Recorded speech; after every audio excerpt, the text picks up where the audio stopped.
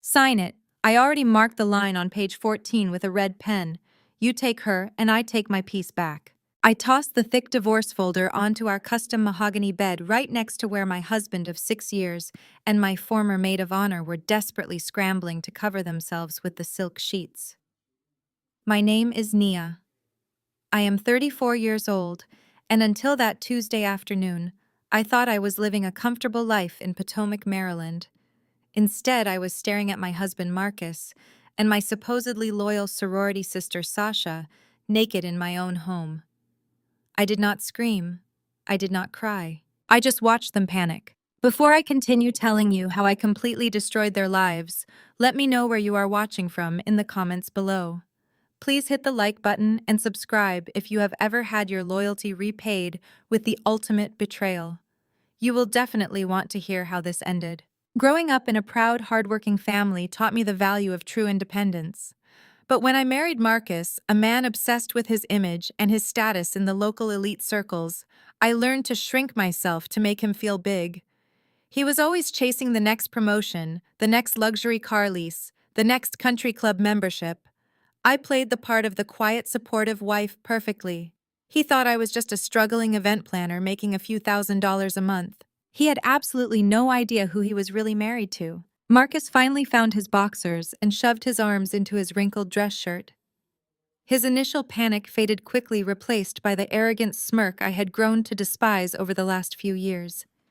He looked down at the divorce papers resting on the mattress, then looked back at me with a scoff. "You actually hired a lawyer?"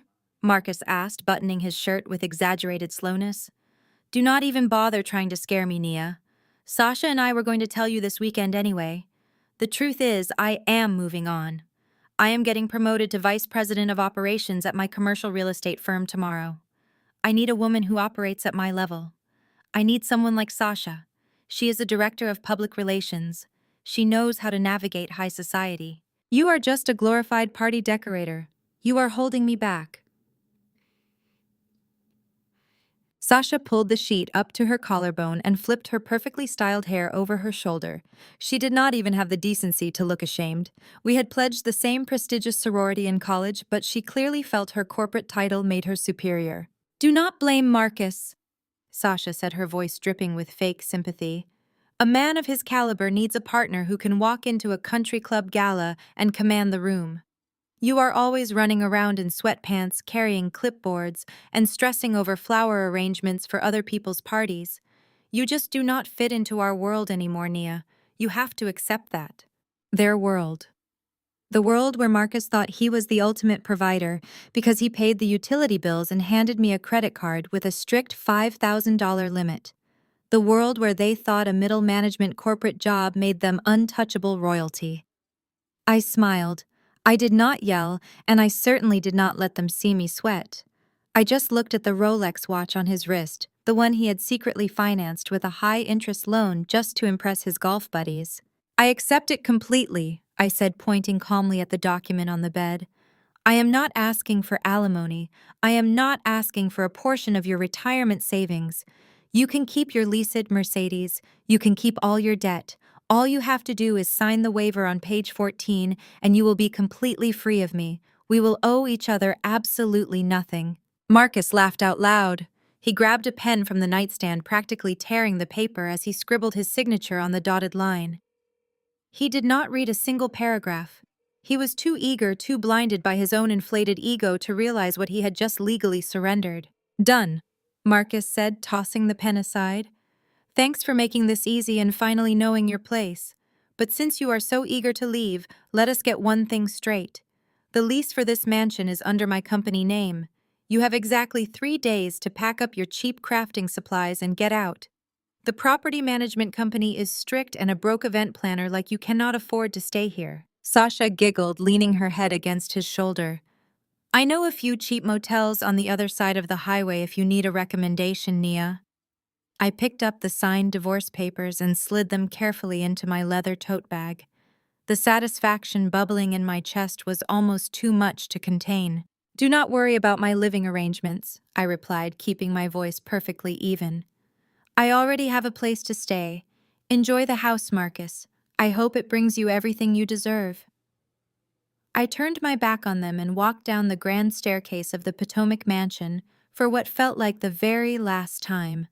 I heard them laughing upstairs, celebrating their supposed victory. They thought they had just discarded a useless dependent wife. They thought they had won the lottery. The moment I stepped out the front door and the heavy oak clicked shut behind me, I pulled out my cell phone and dialed my lawyer. The crisp autumn air felt incredibly refreshing against my skin. "David," I commanded. He signed, "Activate the Black Protocol immediately. Do it now." The morning sun reflected off the towering glass windows of the downtown Washington, D.C. high-rise as I stepped out of the elevator on the 40th floor. My heels clicked against the polished marble lobby of my lawyer's firm. The receptionist recognized me immediately and nodded toward the heavy glass doors of the corner office. I walked straight in and closed the door behind me. David sat behind his massive oak desk. He was staring at the stack of financial disclosures I had couriered over the previous night. His jaw was literally hanging open. He took off his thick-framed glasses and rubbed his eyes. He looked like a man who had just seen a ghost. "Nia, you have to tell me this is some kind of elaborate joke," David stammered. He tapped the top page of the thick folder with his index finger. "I have been going through these documents since 6 o'clock this morning. Your reported income from last year alone is over $800,000. You own 4 commercial properties in Atlanta, 2 boutique resorts in Miami, and you are the sole managing director of Oasis Holdings. You make hundreds of thousands of dollars a year. Does your husband really not know about any of this?" I walked over to the leather guest chair, sat down, and crossed my legs. I smoothed the fabric of my skirt and met his incredulous gaze. "He is my soon-to-be ex-husband, David.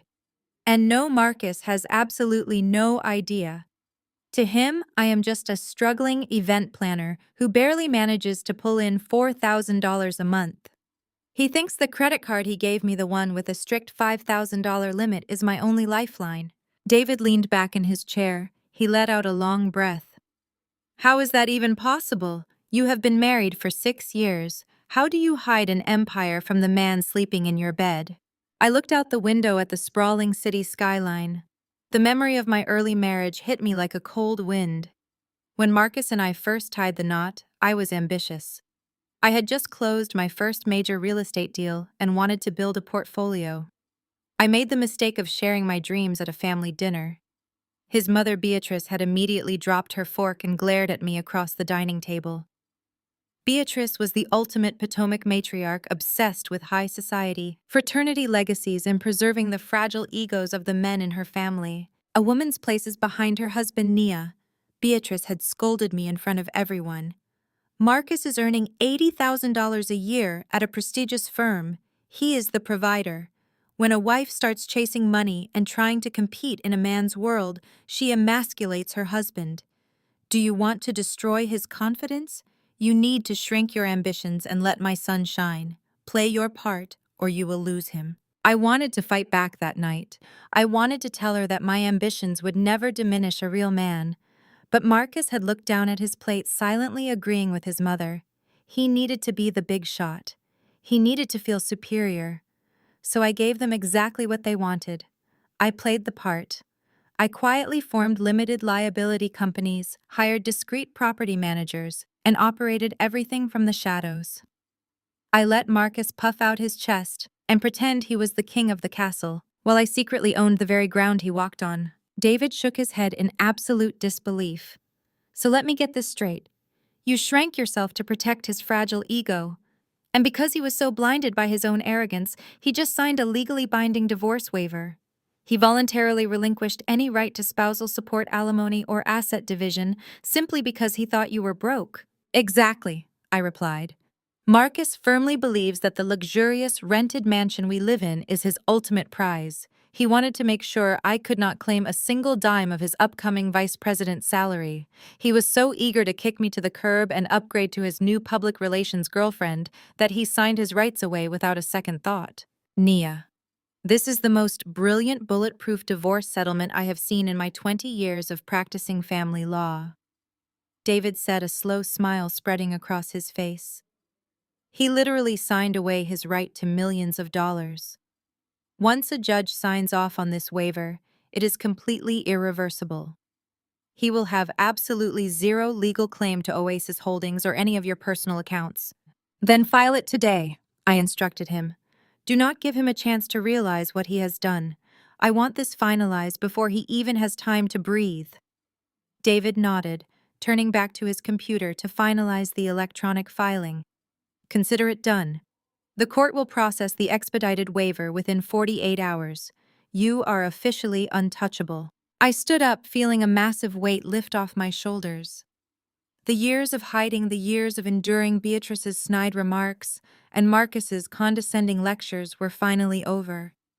I had secured my freedom, and I had done it while protecting every single asset I had worked so hard to build. Just as I reached for the polished brass handle of the office door, my cell phone vibrated violently in my purse. I pulled it out and looked at the glowing screen. It was a text message from Beatrice. I almost ignored it, but my curiosity got the better of me. I swiped open the notification. Nia. Marcus informed me about the divorce. Since today is Thanksgiving, I expect you to attend our family dinner tonight at my estate. You will behave like an adult and formally hand over the torch to Sasha. Do not embarrass us by hiding away like a coward. Be there at 7 sharp. I stared at the glowing words on the screen. The sheer audacity of this woman was breathtaking. She actually expected me to show up at her house, sit at her lavish dining table, and politely pass my husband over to his mistress. She wanted to humiliate me one last time in front of her high society friends. She wanted to watch me break. I slipped the phone back into my designer bag and smiled. They wanted me to show up for dinner. I was going to give them a Thanksgiving they would never forget. The wrought iron gates of Beatrice's Potomac estate stood wide open, welcoming a steady stream of luxury vehicles. I handed my keys to the valet and adjusted the lapels of my tailored emerald coat. Walking up the sweeping limestone steps, I could already hear the clinking of crystal and the loud, boastful laughter that always defined my mother-in-law's gatherings. I pushed the heavy mahogany doors open, stepping into the grand foyer. The air was thick with roasted turkey expensive perfume and pure arrogance. "Well, look who actually showed up!" a sharp voice echoed from the formal living room. Lauren Marcus's sister-in-law stepped out holding champagne. She was a wealthy white woman who had married Marcus's brother 5 years ago. She constantly dropped microaggressions about my modest Baltimore upbringing, playing the white savior to remind everyone in this predominantly black high society circle that she belonged more than I did. "I honestly did not think you would have the nerve to show your face tonight, Nia," Lauren sneered, looking me up and down. "I figured you would be at home packing your little crafting boxes, or maybe looking for a roommate on Craigslist." I did not flinch. "Happy Thanksgiving to you too, Lauren. I see you are still wearing that same tired dress from last season. Times must be tough." Lauren's face flushed a deep crimson. Before she could fire back, the crowd parted and Beatrice glided forward. She wore a dramatic silk gown and a predatory smile. Right behind her walked Marcus, holding Sasha tightly by the waist. Sasha wore a ridiculous silver-sequined cocktail dress that screamed desperate for attention. She clung to my soon-to-be ex-husband as if she had just won an Olympic gold medal. "Nia," Beatrice said loudly, ensuring the entire room of about 40 guests stopped talking to listen. "I'm glad you decided to act like an adult. Family is about transitions. Tonight we are transitioning to a higher caliber of excellence. Sasha fits perfectly into our world. She understands legacy. She understands high society. We do not have to worry about her embarrassing us with a blue-collar mindset." Marcus puffed out his chest, completely reveling in his mother's approval. "It is just business, Nia. You have to understand that a man stepping into a vice president role needs a corporate asset by his side. Sasha is an asset. You were a liability." "Oh, absolutely," Sasha chimed in, taking a slow sip from her crystal flute. "No hard feelings, Nia. But Marcus needs someone who can actually hold a conversation at the country club, not someone who is constantly worried about how to pay the electric bill.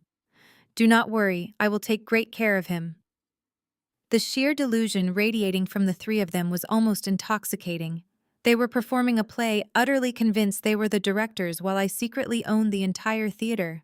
"I am perfectly fine with the transition," I said, my voice steady and loud enough for the whispering guests to hear. You two deserve exactly what you are getting. Beatrice narrowed her eyes. She clearly did not like my calm demeanor. She wanted me to cry. She wanted a dramatic, hysterical breakdown to prove to her high society friends that I was unstable and unworthy.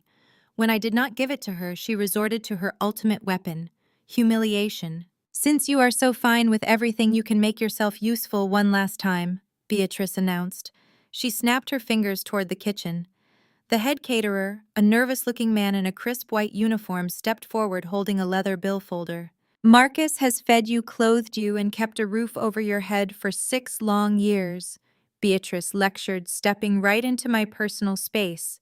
"He funded your little event-planning hobby while you contributed absolutely nothing to his generational wealth. The catering bill for tonight's dinner is $4,500. You are going to pay it. Consider it back pay for the charity my son has shown you." Lauren laughed, taking another sip of her champagne. "Oh, Beatrice, do not do that to her.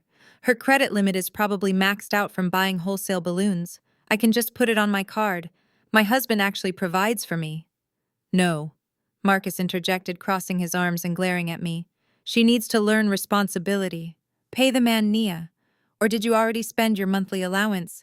The entire room watched in hushed silence. Dozens of eyes burned into my skin, waiting to see me shatter under the weight of their cruelty. They expected me to run out of the front door in tears. They expected me to beg for mercy or admit I did not have the funds. Instead, I turned to the caterer. The poor man looked like he wanted the floor to swallow him whole. He hesitantly extended the leather folder toward me. "I apologize for the theatrics," I told the caterer in a gentle tone. "Do you accept American Express?" "Yes, ma'am," the caterer replied quietly. I opened my emerald green clutch. I bypassed the standard blue card Marcus had given me years ago. I slid my fingers into the hidden compartment of my wallet and pulled out a solid titanium Centurion black card. It was heavy, sleek, and unmistakable. An exclusive invitation card requiring a minimum spending profile of $250,000 a year. I placed the heavy black metal onto the leather folder with a soft clink. "Put the entire dinner on this," I commanded, "and add a 20% gratuity for your team. You deserve it for putting up with this crowd." Lauren choked on her champagne, coughing, as she stared at the titanium card resting on the folder. Beatrice froze, her arrogant smile melting into absolute confusion. Marcus dropped his arms, blinking rapidly at the black metal in disbelief. Lauren's shrill laughter pierced the heavy silence of the dining room. She pointed a perfectly manicured finger at the heavy metal card resting on the leather folder. "You really expect us to believe that is real?" Lauren gasped, wiping a dramatic tear from her eye. "A Centurion card? Please. You probably bought a novelty metal replica online to impress your little bridezilla clients. Marcus, tell this caterer to decline that fake piece of trash before your ex-wife gets arrested for fraud." The caterer, looking completely terrified, hesitated. I gave him a reassuring nod. He pulled his mobile payment terminal from his apron pocket, inserted the titanium card, and waited. The machine beeped a cheerful, high-pitched tone. A green checkmark illuminated the small screen. The payment was approved instantly.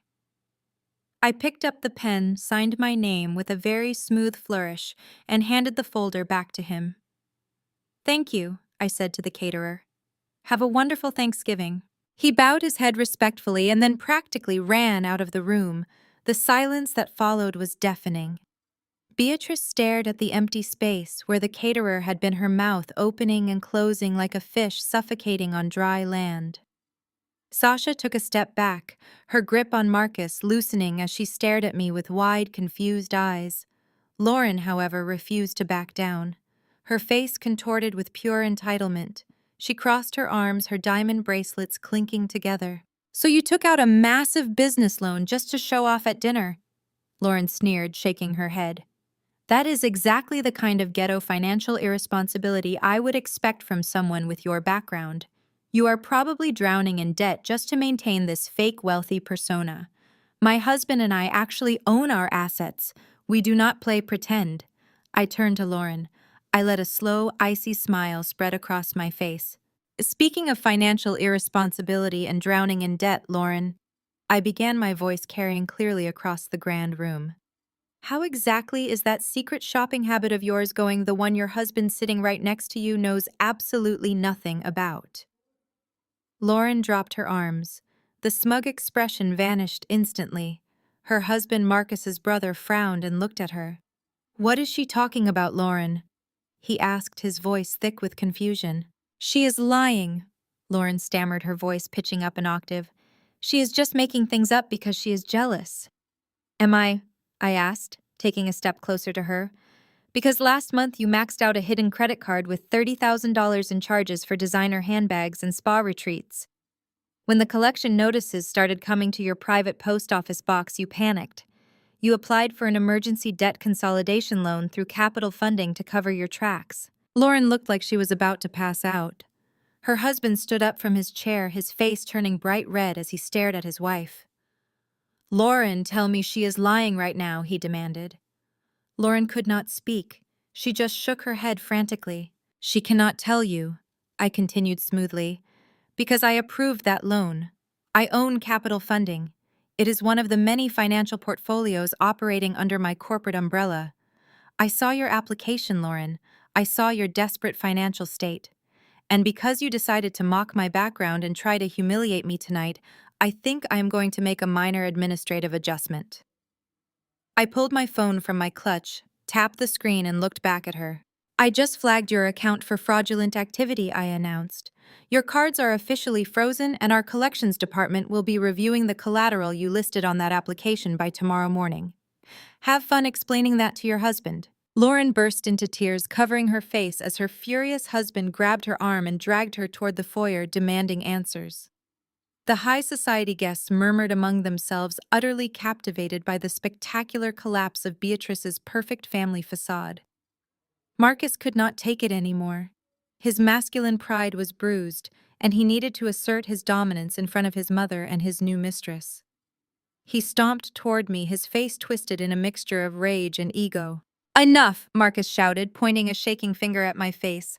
I do not care what kind of shady loans you are running. You are out of my life, Nia. We are getting divorced, and you are not entitled to anything that belongs to me. Hand over the keys to my house right now. You have no right to step foot back inside my Potomac mansion. Give me the keys or I am calling the police for trespassing. He held out his open palm, trying to look intimidating. He wanted to strip me of my dignity and leave me homeless on Thanksgiving night. He wanted Sasha to see him as the powerful provider taking out the trash. I reached into my pocket and pulled out the heavy brass keys to the sprawling estate we had shared for 6 years. I dangled them in the air for a second, letting the metal chime loudly in the quiet room before tossing them directly into his open hand. Marcus smirked, puffing out his chest as he caught them. Enjoy the beautiful house, Marcus, I said, my voice dripping with absolute undeniable satisfaction. But you should probably call your bank first thing tomorrow morning.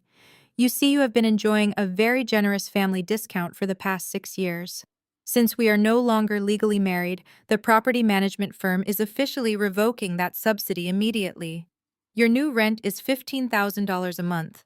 And considering you just signed a legal waiver releasing all your rights to my assets, you should know that I am the Chief Executive Officer of Oasis Holdings. I am your new landlord. Marcus stood paralyzed, staring at the keys resting in his palm as if they had suddenly turned into burning coals. The color completely drained from his face. His mouth opened, but no words came out. The guests around the dining table began to murmur the whispers of the Potomac elite slicing through the room like sharpened knives. They were witnessing the spectacular real-time destruction of Beatrice's golden boy. Sasha quickly stepped forward, her silver sequined dress catching the light from the crystal chandeliers overhead. She grabbed Marcus's arm, trying to ground him, but her own eyes darted nervously between the keys and my face. She clearly did not comprehend the magnitude of the situation. To her, $15,000 a month was just a number. To Marcus, a man making $80,000 a year who had just lost his hidden subsidies, it was absolute financial ruin. You cannot do this, Nia, Marcus finally stammered, his voice cracking under the intense pressure of the room. That is an illegal rent increase. We have a lease agreement. You had a lease agreement with my holding company, which explicitly included a marital subsidy clause. I corrected him, maintaining my perfectly calm posture. I had my lawyers draft it very carefully years ago. The moment you signed that divorce waiver today, acknowledging you are no longer legally bound to me, that subsidy evaporated. Read the fine print, Marcus. The market rate for a luxury estate in Potomac is exactly $15,000. Your first month at the new rate is due on the 1st of December. If you miss the payment by even a single day, I will have the sheriff escort both of you off my property. Beatrice gasped loudly, clutching the pearls around her neck. She looked at her son, then at me, her entire worldview crumbling. The woman who had spent 6 years telling me to shrink myself was now standing in a dining room funded by my black card, realizing her son was about to be homeless. Marcus, tell me she is lying, Beatrice demanded, her voice shaking with panic. Tell me you are not renting from her. Marcus could not look at his mother. He stared at the floor, his grip tightening around the brass keys. The humiliation was absolute. He had paraded Sasha around all evening, boasting about upgrading his life, only to be exposed as a tenant living in a mansion subsidized by his ex-wife. Sasha, refusing to accept defeat in front of her sorority sisters and the country club elite, lifted her chin and scoffed. She forced a harsh, haughty laugh that echoed awkwardly across the expansive dining room. Enjoy your petty little victory, Nia, Sasha sneered, waving her hand dismissively. You think you did something huge by raising the rent? You think $15,000 is going to break us? You are so pathetic. You clearly do not know who you are dealing with anymore. Marcus is not some entry-level employee. Tomorrow morning he is officially stepping into his new role as Vice President of Operations. Marcus seemed to draw strength from her delusion. He straightened his posture, puffing his chest out once again. He desperately needed the room to believe he was still the powerful alpha male in this scenario. Sasha is right, Marcus declared, raising his voice so the remaining guests could hear every word clearly. You think a rent hike is going to ruin me? I am walking into the boardroom tomorrow to sign my new executive contract. I will be making a base salary of $300,000 plus massive stock options and a lucrative signing bonus. $15,000 a month is pocket change to me now. I am about to be a millionaire executive. I will pay your ridiculous rent for a few months just to keep my convenience, and then Sasha and I will buy a bigger, better estate, one that you will never be invited to step foot inside. He threw his arm around Sasha, pulling her close. They looked like two actors performing in a play where the stage was actively catching on fire. We are stepping into true generational wealth, Nia. Sasha added a smug smile, returning to her glossy lips. Marcus is going to be running one of the most powerful commercial real estate firms in Maryland, so go ahead and collect your little rent checks while you can. We will be laughing at you from the executive suite. I looked at the two of them standing there in their unearned arrogance. It was almost sad how little they knew about the corporate world they claimed to dominate. They thought a vice president title at a mid-sized firm made them untouchable. They had absolutely no idea how the real predators played the game. I picked up my clutch from the table and smoothed the front of my emerald coat. I gave them both a slow, pitying smile. A millionaire executive, I repeated softly, letting the words hang in the air. That sounds incredibly impressive, Marcus. A base salary of $300,000 in stock options. It is a brilliant career move. Marcus smirked, clearly believing he had successfully defended his bruised pride. It is. And there is nothing you can do to stop it. I earned this. You absolutely did, I replied, taking a step toward the grand foyer. But I am just curious. Has your current chief executive officer mentioned anything to you about the corporate restructuring happening tomorrow? Marcus furrowed his brow, his smirk faltering slightly. Restructuring? What are you talking about? It is a standard promotion meeting. Oh, I see, I said, pausing near the doorway. They must be keeping the details confidential until the morning brief.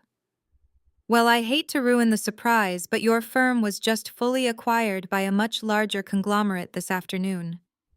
The paperwork was finalized at exactly 5 o'clock. The company you work for no longer exists as an independent entity. Every single executive contract, including your supposed promotion, is currently under rigorous review by the new parent company. Marcus let out a loud, booming laugh. It was a harsh, dismissive sound that echoed through the quiet foyer. He looked around at the guests, shaking his head as if I had just told a ridiculous joke. "You are literally making things up now," Marcus mocked, pointing at me. "Acquired by who I am on the senior management track, I would know if my own firm was being bought out. You are just trying to scare me because you know you lost. You are desperate." Sasha joined in his laughter, rolling her eyes. "She is just pulling corporate buzzwords out of thin air, Marcus. Let her leave. She has embarrassed herself enough for one night." I opened the heavy mahogany front door. The cool night air rushed into the sweltering, tense house. I looked back at Marcus, who was still chuckling, completely oblivious to the financial guillotine hanging directly over his neck. "I never make things up, Marcus," I said quietly. "Good luck at your meeting tomorrow." I stepped out into the crisp Potomac night and pulled the door shut. Marcus laughed it off entirely, unaware that the massive conglomerate that had just acquired his firm was Vanguard Acquisitions. He was even more unaware that I was the majority shareholder of Vanguard Acquisitions, and I was the one scheduled to conduct his promotion meeting in the morning. Monday morning arrived with crisp brightness. I sat in the back of my chauffeured car sipping black coffee as we pulled up to Marcus's commercial real estate firm in downtown Bethesda. I checked my reflection, adjusting the lapels of my tailored crimson power suit. Today was not just a corporate takeover. It was an execution. Up on the 20th floor, Marcus was already putting on a show. According to my assistant, my soon-to-be ex-husband had strutted off the elevator like he owned the building. He was wearing a custom-fitted navy suit, probably put on a high-interest credit card. He patted junior analysts on the back, loudly bragging about his new era of executive leadership. He was flying high, completely intoxicated by his own inflated ego and the delusion that he was untouchable. At precisely 9 o'clock, the senior management team filed into the expansive boardroom. Marcus took a seat near the head of the polished oak table, sprawling out and adjusting his silk tie. He chatted with the outgoing chief executive officer, a man who had already signed his lucrative buyout package with my firm the night before. Everyone was waiting for the mysterious representatives from Vanguard Acquisitions to outline the new corporate structure. I stood outside the heavy double doors flanked by David and two corporate strategists. I took a deep breath, savoring the moment, and pushed the doors open. The low hum of boardroom chatter died instantly. Every head turned toward the entrance. I walked in with measured, deliberate steps, my heels echoing sharply against the hardwood floor. My legal team fanned out behind me like a synchronized strike force. Marcus was mid-sentence, holding a silver pen in the air. When his eyes locked onto my face, the pen slipped from his fingers and clattered onto the table. His mouth dropped open. He blinked rapidly, physically recoiling in his expensive leather chair, as if struck by lightning. The outgoing chief executive officer stood up immediately, smoothing his jacket, and offered me a respectful nod. "Good morning, everyone," the outgoing executive announced to the stunned room. "Please welcome the new majority shareholder and chairwoman of Vanguard Acquisitions, Madam Nia." I walked directly to the head of the table. I placed my leather portfolio down and looked around the room, making eye contact with the senior partners before letting my gaze settle on Marcus. He looked like he was suffocating. His chest heaved and his hands gripped the edge of the table so tightly his knuckles turned white. "Good morning, gentlemen." I began, my voice ringing with absolute authority. "Vanguard Acquisitions officially absorbed this firm yesterday evening. We specialize in identifying bloated, inefficient corporate structures and streamlining them for maximum profitability. Today, we are implementing immediate administrative changes to optimize operations." Marcus shook his head frantically. He leaned forward, his voice a hoarse, desperate whisper. "Nia, what are you doing here?" Marcus demanded, completely breaking professional protocol. "This has to be a joke. You cannot be the chairwoman. You plan parties." "I plan acquisitions, Marcus." I corrected him sharply, silencing him with a glare. "And right now, you are interrupting my board meeting. I suggest you sit back and listen, unless you want your insubordination documented by human resources. He snapped his mouth shut, his face turning a blotchy shade of ash. The other executives stared at him, bewildered by his unprofessional outburst. I opened my portfolio and handed a stack of restructuring documents to my assistant to distribute. We have reviewed the executive compensation packages and the proposed promotions that were drafted before the buyout. I continued smoothly. Vanguard Acquisitions has determined that the current management tier is significantly overstaffed. We are eliminating 3 vice president positions immediately to reduce overhead.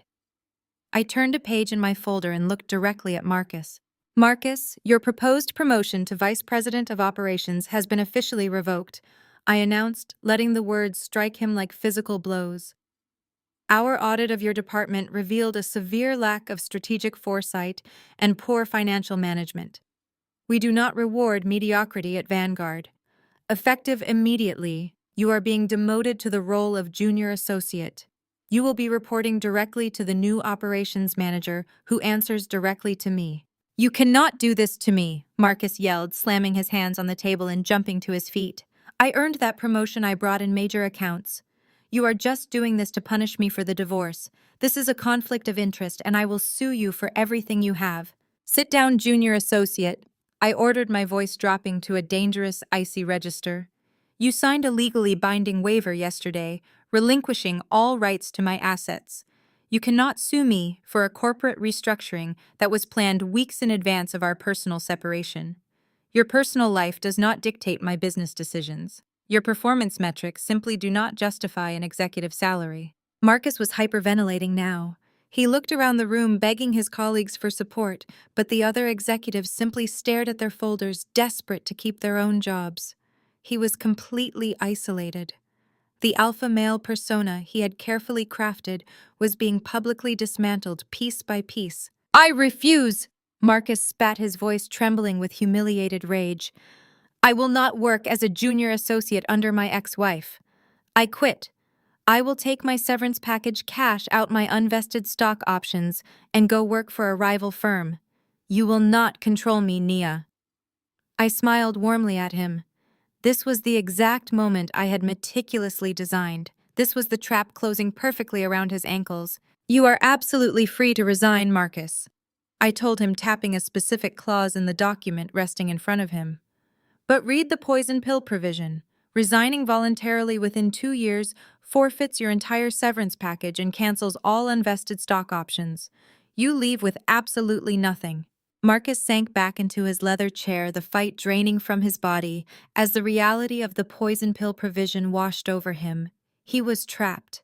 He could not quit without losing the severance money he needed to survive, and he could not stay without submitting to my absolute authority. I did not wait for him to formulate a pathetic response. I gathered my portfolio, thanked the remaining executives for their time, and walked out of the boardroom with my legal team trailing behind me. I left Marcus sitting there in deafening silence, a junior associate surrounded by men who had just watched his entire world crumble. When Marcus returned to the Potomac mansion that evening, he was a desperate man backed into a corner. According to the security logs I was still monitoring, he arrived 3 hours late. Sasha was waiting for him, fully expecting a lavish celebration dinner to toast his new role as vice president. She had probably already bragged to her sorority sisters about her new millionaire boyfriend. Marcus could not bring himself to tell her the truth. His fragile ego would not allow him to admit his ex-wife had just bought his company and demoted him to the bottom of the corporate ladder. He told Sasha that the corporate restructuring had temporarily delayed his official title change, but that his massive compensation package was still completely secure. To keep the illusion alive, Marcus knew he needed a grand gesture. He needed to prove to Sasha and to himself that he was still the powerful provider he pretended to be. In his panic, he made the most reckless financial decision of his life. During our marriage, Marcus had secretly funneled bonuses and side commissions into a hidden retirement investment account. He failed to disclose this account during our divorce proceedings, committing blatant marital fraud to protect his secret nest egg. He logged into that hidden account and authorized a massive withdrawal. He drained $50,000 in cash, sacrificing his entire financial safety net just to buy an engagement ring. The next afternoon, Marcus walked into a luxury jeweler in downtown Washington and purchased a flawless 3-carat emerald-cut diamond ring. He presented it to Sasha that evening. Sasha was absolutely ecstatic. The massive diamond was the ultimate validation of her choices, tangible proof that stealing my husband had been the right move. Within minutes of putting the ring on her finger, she was staging an elaborate photo shoot in the foyer of my mansion. My cell phone buzzed with a social media notification while I was reviewing acquisition files in my home office. Sasha had posted a slick, professionally edited video to her public Instagram page. The video featured her waving her left hand in front of the camera, the huge diamond catching the light while Marcus kissed her cheek in the background. The caption was deliberately venomous.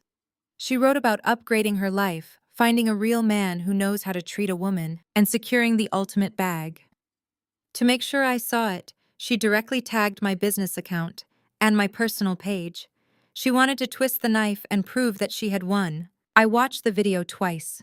I did not feel a single ounce of jealousy or anger. I smiled, took a screenshot of the post, and forwarded it to David. I added a very simple message. I asked David how a man who claimed to have exactly $4,000 in his checking account during our divorce settlement could suddenly afford a $50,000 custom diamond ring just 24 hours later. David moved with lethal efficiency. Within 2 hours, his forensic accounting team traced the serial number of the diamond and the wire transfer from the jewelry store directly back to Marcus's hidden offshore investment account. Marcus had committed perjury by signing his financial disclosures under oath while hiding those specific funds. David filed an emergency ex parte motion with the family court judge who had overseen our initial divorce waiver. When the judge saw the irrefutable proof of Marcus hiding marital assets, he was furious. The judge signed an immediate freeze order on every single bank account associated with Marcus's name, pending a full fraud investigation. The following morning, Sasha was living her best life. She booked a private VIP suite at the most exclusive hair salon in Potomac to prepare for her upcoming engagement party. She was sitting in a plush leather chair, sipping complimentary champagne, and loudly boasting to her manicurist and the surrounding wealthy patrons about her incredible new diamond ring. She made sure everyone in the salon knew that her new fiancé was a high-powered commercial real estate executive who spared no expense for her happiness. As the stylist began applying a hot oil treatment to Sasha's hair, her cell phone rang loudly from the marble counter. Sasha picked it up, glancing at the caller identification. It was the manager of the luxury jewelry store. Expecting a courtesy call to congratulate her on the engagement, Sasha answered the phone and put it on speaker so the entire salon could hear. "Good morning," Sasha chimed, her voice dripping with extreme self-satisfaction. "This is Sasha. Are you calling to check on my new ring?" "Good morning, ma'am." The jeweler replied, his voice tense, urgent, and highly unprofessional. "I am calling because we have a severe emergency regarding the payment for that ring. The $50,000 wire transfer your fiancé initiated yesterday afternoon was reversed by his banking institution. The funds bounced. We were informed by the Federal Treasury that all of his financial accounts have been permanently frozen by a court order due to an ongoing investigation for marital fraud. We are voiding the sale immediately. I am sending a private security courier to your location right now to repossess the diamond, or we will press grand larceny charges against both of you. Word reached me before the end of the business day. Sasha had dropped her cell phone onto the marble counter, as if it had burst into flames. The entire luxury salon had fallen dead silent, with elite patrons and stylists watching in pure shock as 2 armed security couriers walked through the glass doors to repossess the stolen merchandise. The spectacular public embarrassment was the final push Marcus needed to completely lose his mind. He could not fathom how his perfectly orchestrated plan was falling apart. In his deluded reality, I was supposed to be the one crying and begging for financial assistance. He had envisioned himself as the powerful victor, smoothly transitioning into a brand new life of wealth and prestige with Sasha by his side. Now he was facing the terrifying reality of being exposed as a fraud to the very social circles he desperately wanted to impress. His vanity simply would not allow him to surrender. He needed someone to blame for his catastrophic failures, and I was his primary target. He was furious, stripped of his pride, and backed into a financial corner he could not escape. Desperation breeds audacity. Instead of accepting his defeat and walking away with what little dignity he had left, Marcus decided to double down. He hired Sterling Pierce, a slick, predatory family law attorney known for tearing apart high-net-worth divorces in the Maryland circuit. Sterling was the kind of lawyer who wore pinstripe suits, flashed a blindingly white smile, and specialized in turning bitter ex-husbands into wealthy victims. 2 days later, my lawyer David called to inform me that Marcus was officially suing me. The lawsuit filed against me claimed that I had committed egregious marital fraud by hiding my $800,000 annual income and my ownership of Oasis Holdings. Marcus was petitioning the court to completely void the divorce waiver he had signed on our bed, demanding half of my entire real estate empire and exorbitant monthly alimony. We were summoned to the Montgomery County Family Court the following week. I walked into the courtroom wearing a tailored charcoal suit, projecting absolute calm. David walked beside me carrying a single slim leather briefcase. Across the aisle, Marcus sat next to his high-priced attorney, looking like a man who believed he was about to win the lottery. He wore his best navy suit and glared at me with an entitled, venomous smirk. He honestly thought his legal maneuvering would force me into a massive financial settlement just to make him go away. He completely underestimated the level of preparation I brought to this fight. Judge Harrison, a no-nonsense woman with decades of experience dealing with the Potomac elite, took her seat at the bench. She adjusted her reading glasses and glared down at the towering stack of motions Sterling Pierce had filed. "Your Honor." Sterling began standing up and projecting his voice theatrically across the quiet courtroom. My client Marcus is a victim of a highly sophisticated multi-million-dollar deception. His ex-wife Nia intentionally concealed a massive corporate empire to fraudulently induce him into signing a waiver of asset division.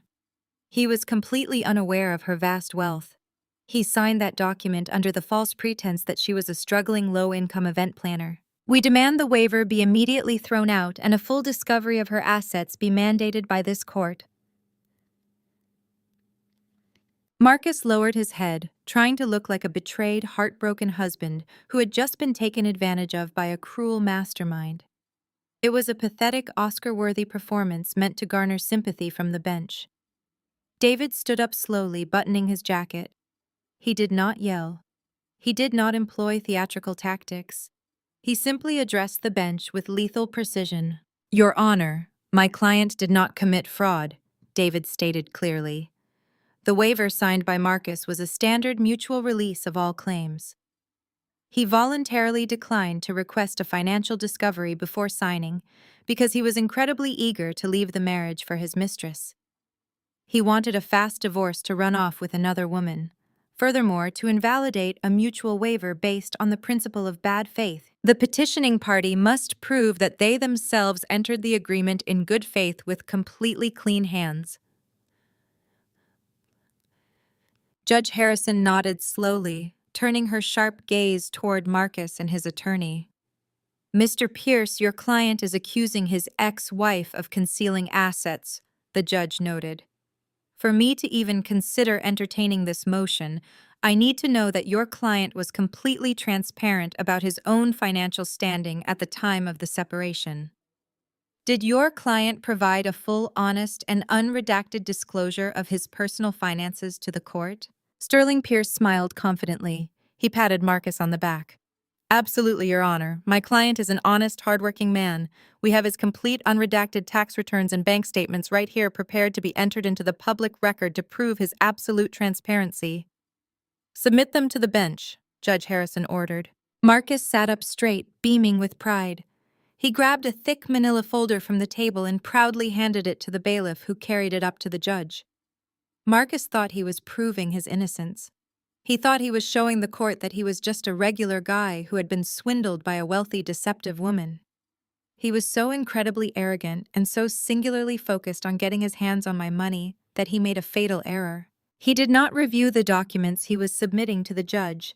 He simply handed over the exact same file his accountant had prepared for him earlier that year.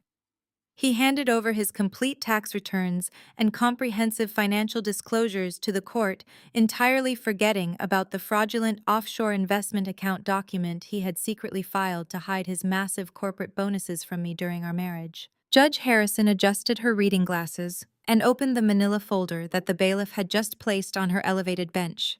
The courtroom was dead silent, save for the crisp sound of heavy paper turning. Marcus sat back in his chair, exuding absolute confidence, completely unaware that he had just handed the court the very weapon needed to destroy him. David stood patiently at our table. He did not interrupt the judge. He just waited for the inevitable realization to hit. It took less than 2 minutes. Judge Harrison stopped turning the pages. Her eyes narrowed as she stared at a specific addendum near the back of the file. She looked over the rim of her glasses, her gaze piercing right through Marcus. "Mr. Pierce," Judge Harrison said, her voice dripping with judicial irritation. "Are you absolutely certain that this file represents your client's complete and honest financial disclosure?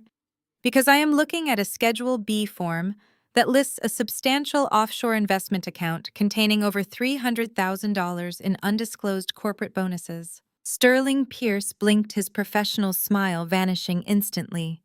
He leaned over furiously, whispering to Marcus. Marcus's face lost all its color. The smug arrogance melted into sheer, unadulterated panic as he finally realized what he had done. In his haste to prove he was a wealthy, successful executive, he had blindly submitted his raw financial files, forgetting that he had used that exact account to fund Sasha's $50,000 engagement ring just days prior. "Your Honor, there must be a clerical error," Sterling stammered, standing up quickly. "My client did not intend to submit that specific addendum." "It is not a clerical error," David interjected, stepping out from behind our table. "Your Honor, I have in my possession a subpoenaed wire transfer receipt from a luxury jeweler in Washington. 2 days ago, Marcus attempted to wire $50,000 from that exact offshore account to purchase a diamond ring for his mistress. An account he swore under oath did not exist when he signed the divorce waiver." The courtroom erupted into frantic whispers. Marcus grabbed his lawyer's arm, begging him to fix it, but Sterling Pierce violently pulled his arm away. No lawyer likes being lied to by their own client, especially in front of a no-nonsense judge like Harrison. "You submitted this document into the public record under penalty of perjury," Judge Harrison thundered, slamming her hand flat against the mahogany bench. "You came into my courtroom claiming you were a victim of marital fraud, demanding we void a mutual waiver, all while actively concealing hundreds of thousands of dollars from your spouse. You lied to this court, you lied on your financial disclosures, and you attempted to use the legal system to extort your ex-wife." Marcus stood up, his hands shaking wildly. "Your Honor, please. She is the one hiding millions. She owns a massive real estate company. She tricked me into signing that paper." "She did not trick you into anything," the judge snapped back, her voice echoing off the wood-paneled walls. "She presented you with a waiver, and you chose to sign it because you believed you were walking away with the superior financial advantage. The fact that you severely underestimated her business acumen is not grounds for fraud. However, submitting a falsified financial affidavit to this court absolutely is." Judge Harrison did not even need to call for a recess. She grabbed her gavel and looked down at Marcus with utter disgust. "This petition is completely without merit," the judge declared. "I am throwing this case out with prejudice. The original divorce waiver stands exactly as signed. Marcus, you have no legal claim to Oasis Holdings, its subsidiaries, or any of Nia's personal assets. Furthermore, due to your blatant perjury and bad faith litigation, I am ordering you to pay 100% of your ex-wife's attorney fees. If you fail to produce those funds within 30 days, I will hold you in contempt of court. We are adjourned." The sharp crack of the gavel sounded like a gunshot. It was over. Marcus collapsed into his chair, burying his face in his hands. He had lost everything. He had no claim to my money. He had massive legal bills, his accounts were still frozen, and his reputation was permanently destroyed. David turned to me with a brilliant smile and packed his files into his slim leather briefcase. We walked down the center aisle of the courtroom together. I did not even glance back at Marcus. He was a ghost to me now, a pathetic footnote in a life I was rapidly leaving behind. The heavy wooden doors of the courtroom swung open, and we stepped out into the expansive marble hallway of the courthouse. The victory felt incredible. I took a deep breath, ready to head back to my office and resume running my empire. We made our way toward the grand staircase, heading down to the main lobby where the security checkpoints were located. As we reached the bottom of the stairs, a shrill, hysterical voice cut through the low murmur of the busy courthouse lobby. "There she is! Arrest her right now! Do not let her leave this building!" I stopped in my tracks. Pushing her way through the crowd of lawyers and civilians was Beatrice. My former mother-in-law looked completely unhinged. Her designer silk scarf was askew, and her face was twisted in a mask of pure, desperate rage. She was marching directly toward me, frantically waving her arms to get the attention of the armed courthouse security guards stationed by the metal detectors. "Officer, stop that woman!" Beatrice screamed at the top of her lungs, pointing a trembling finger right at my chest. "She is a criminal. She stole a priceless family heirloom from my home.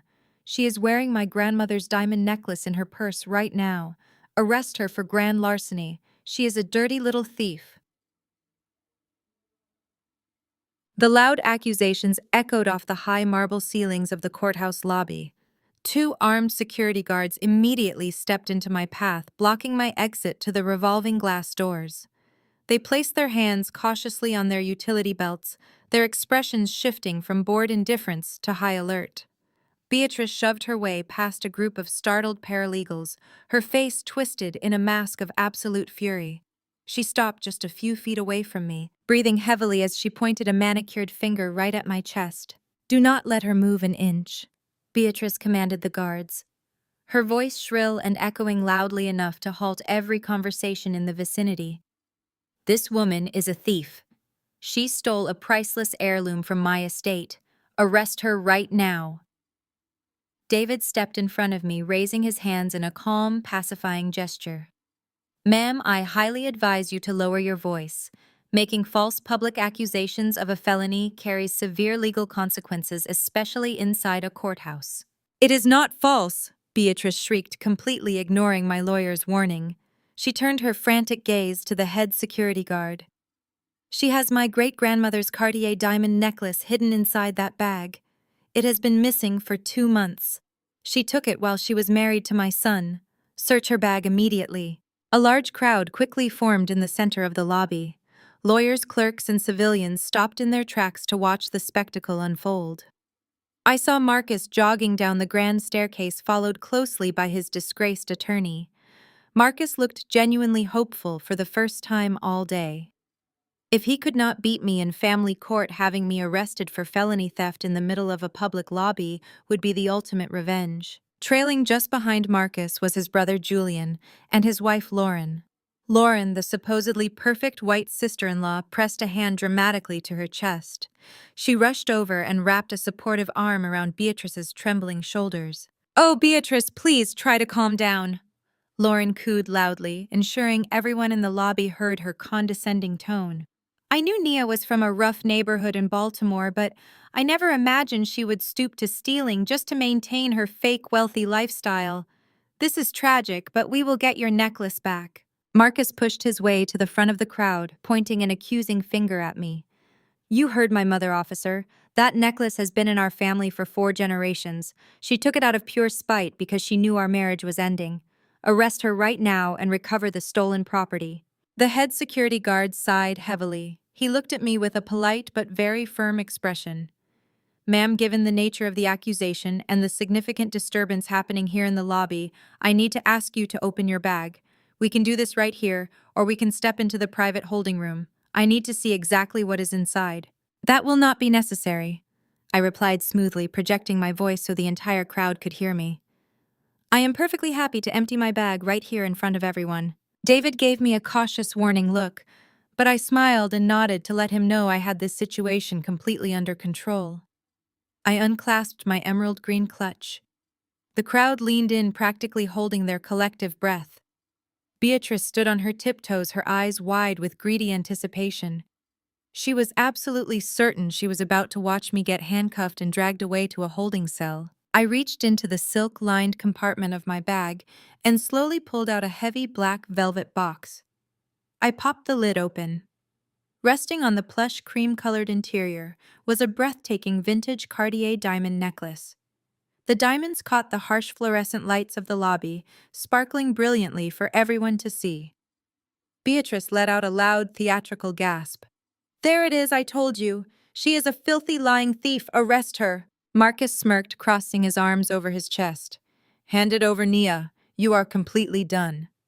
"I am not a thief, Beatrice," I said quietly, keeping my gaze locked on the stunning piece of jewelry.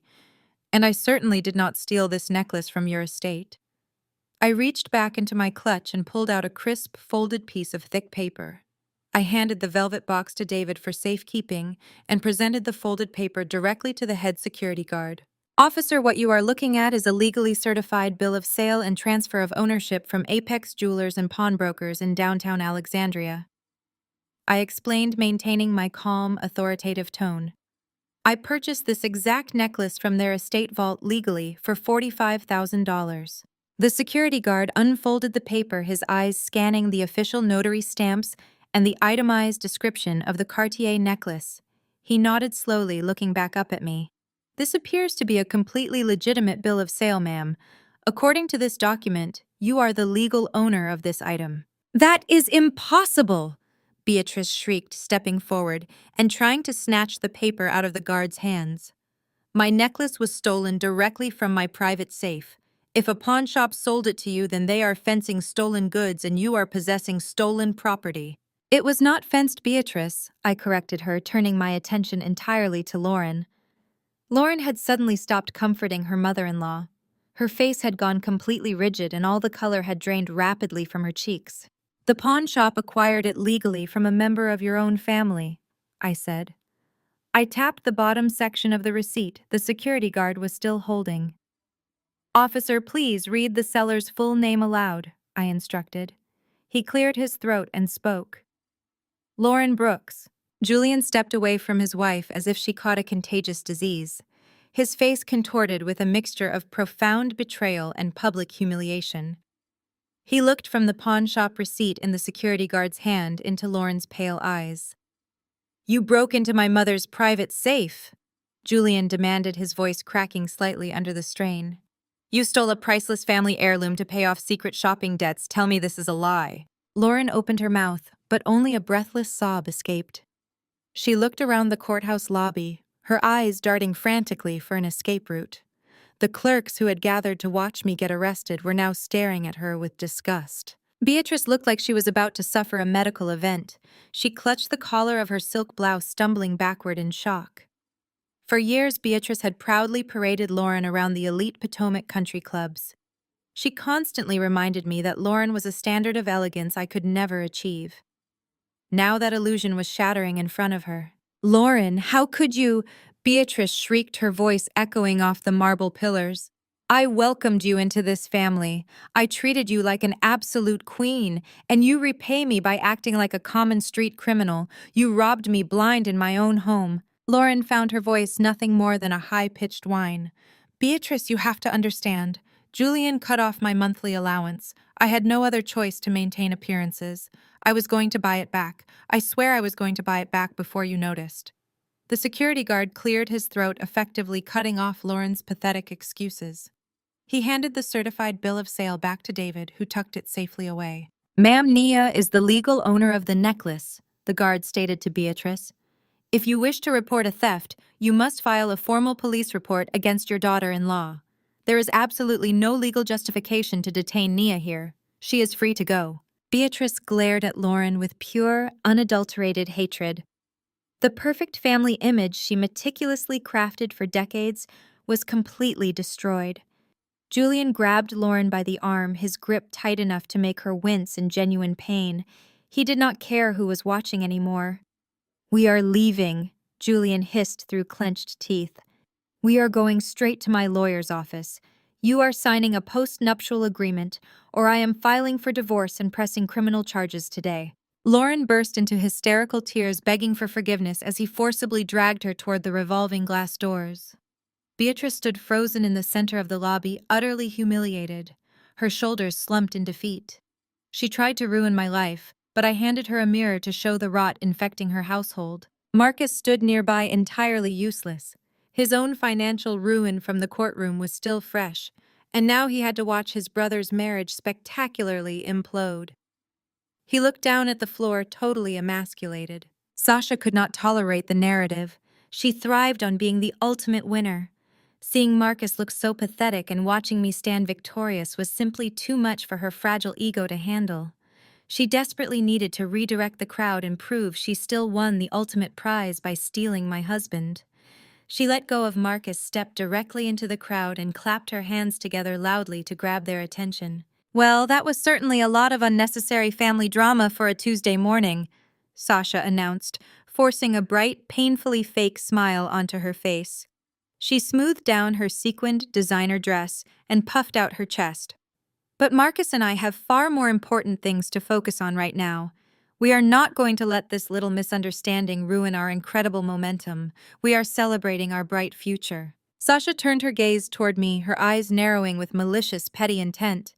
She wanted to deliver a finishing blow, something to remind the lingering spectators that she was still the superior woman who had claimed the ultimate prize. "In fact, Nia, since you are so eager to be involved in our family affairs, I think you should be the very first to know," Sasha declared, her voice dripping with artificial sweetness. "Marcus and I are officially hosting our lavish engagement party this coming Saturday night. We have booked the grand ballroom at the ultra-exclusive Potomac Country Club. It is going to be the social event of the entire season. The guest list is strictly limited to the elite." She stepped closer to me, looking me up and down with an expression of pure, unfiltered disdain. "It is a real shame you will not be able to witness our happiness in person," Sasha sneered, leaning in so only I could hear the venom in her voice. "But then again, they do not just let anybody pass the front gates of the Potomac Country Club. You need prestige, legacy, and real money to walk through those heavy oak doors. You could never get past the security checkpoint, Nia. So do us all a massive favor, take your little pawn shop jewelry, and scurry back to whatever basic, miserable life you have left." Sasha crossed her arms, completely satisfied with her performance. She fully expected me to retaliate. She wanted a screaming match in the lobby to make me look completely unhinged and validate her superiority. I looked at Sasha, then at the terrified Marcus, and finally at the shattered Beatrice. I offered no insults. I placed the black velvet box back into my green clutch, snapped the golden clasp shut, and offered Sasha a very slow, knowing smile. "I hope you have a truly unforgettable party, Sasha," I said calmly. I turned my back and walked away, my heels clicking rhythmically against the marble floor, leaving them unaware of the devastation awaiting them at those country club gates. Saturday evening at the ultra-exclusive Potomac Country Club was a spectacle of wealth, legacy, and perfectly curated illusions. The grand ballroom was draped in white silk and cascading floral arrangements. Sasha had spared absolutely no expense for her engagement party. She was surrounded by a sea of elite guests, including local politicians, prominent doctors, and dozens of her sorority sisters. She floated through the room with a champagne flute in her hand, loudly boasting about her incredible new life. Marcus stood nearby, forcing a tight smile and sweating through his rented tuxedo. He was desperately trying to pretend that his bank accounts were not completely frozen. He had convinced Sasha that the banking issue with her ring was just a temporary corporate glitch. I sat in the back of my chauffeured Maybach, watching the valet line through the tinted windows. I wore a custom-tailored floor-length crimson gown that hugged every curve perfectly. The color was a deliberate choice. I wanted to be impossible to ignore. I stepped out of the vehicle and walked up the sweeping stone steps to the main entrance. The heavy oak doors swung open, and I stepped into the grand foyer.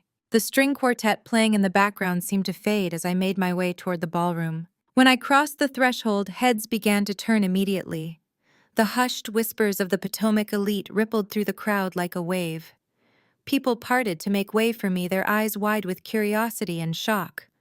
I held my head high, walking with the absolute confidence of a woman who owned the ground beneath her. It took exactly 2 minutes for Sasha to spot me. She was standing near a massive ice sculpture, laughing with her bridesmaids. When her eyes locked onto my crimson dress, the laughter died in her throat. Her face contorted with a mixture of disbelief and pure rage. She slammed her champagne glass down onto a passing waiter's tray and marched directly toward me. Marcus grabbed her arm, trying to stop her, but she aggressively yanked it away. She saw this as her perfect opportunity to destroy me in front of high society. "What are you doing here?" Sasha demanded, her voice echoing loudly over the quiet classical music. "I told you to your face that you could never get past the gates of this club. How did you sneak in? Did you bribe the kitchen staff to let you through the service entrance?" The guests fell dead silent. A circle quickly formed around us, the elite crowd, eager to witness the drama unfold. I did not flinch. I just offered her a calm, composed smile. "I did not sneak in, Sasha," I replied smoothly. "I walked right through the front doors. It is a beautiful party. You certainly went all out trying to celebrate a man who has absolutely nothing to offer you." Marcus rushed over, stepping between us. He looked terrified, fully aware of what I was capable of destroying. "Nia, you need to leave right now," Marcus hissed through clenched teeth, keeping his voice low. "You have ruined enough this week. Do not do this here." "I am not ruining anything," I stated clearly, projecting my voice so the surrounding guests could hear. "I am simply enjoying a lovely evening at my favorite club." Sasha was trembling with anger. She turned around and frantically waved her hands in the air, signaling the event staff. "Security!" Sasha shrieked at the top of her lungs, abandoning her refined persona. "I need security in the ballroom right now. We have a trespasser who needs to be physically removed from the premises." The crowd gasped. Marcus buried his face in his hands, realizing Sasha was making a fatal mistake. She was drawing a massive audience to her own imminent destruction. Within seconds, the heavy wooden doors of the ballroom swung open. Mr. Sterling, the imposing head of security for the club, marched in, flanked by 2 guards. He was a very stern man who did not tolerate nonsense. Sasha pointed a manicured finger directly at my face, a triumphant smirk spreading across her lips. "Mr. Sterling, thank goodness you are here," Sasha commanded. "This woman crashed my private engagement party. She does not belong here. She is not a member of this club, and she is harassing my fiancé. I want her escorted out of the building immediately, and I want her permanently banned." The entire ballroom held its breath. They waited for the security guards to grab my arms and drag me out. Sasha crossed her arms over her chest. Mr. Sterling stopped walking. He did not even look at me. He bypassed me completely and stepped directly into Sasha's personal space. He pulled a folded piece of paper from his suit jacket and held it out to her. "Ma'am, I am not here to escort any guests out of the building," Mr. Sterling said smoothly. "I am here because the accounting office just received an urgent notification. The cashier's check you provided to cover the $50,000 venue deposit has bounced. Your fiancé's accounts are frozen by a federal court order. You are consuming thousands in food and beverage without valid payment." Sasha's jaw dropped open. The color drained from her face as the humiliating reality of the bounced check washed over her. The elite guests began to whisper their judgment, immediate and brutal. "That is impossible," Sasha stammered, looking frantically at Marcus.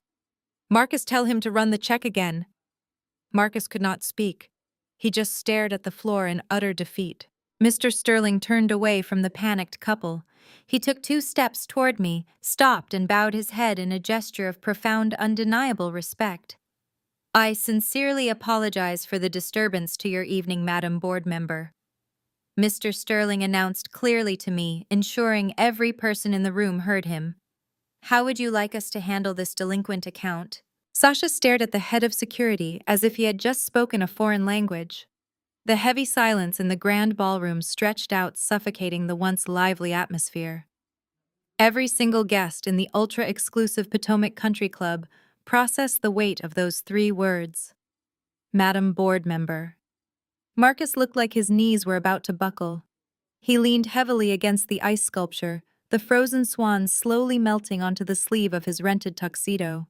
He finally understood the magnitude of his absolute failure. Board member, Sasha whispered, her voice trembling. What are you talking about? She plans cheap weddings. She is not a member here. Marcus, say something. Marcus could not even lift his head. The truth was too devastating. I stepped past Sasha and offered Mr. Sterling a gracious smile. Thank you, Mr. Sterling. I appreciate your diligence in keeping our prestigious club secure.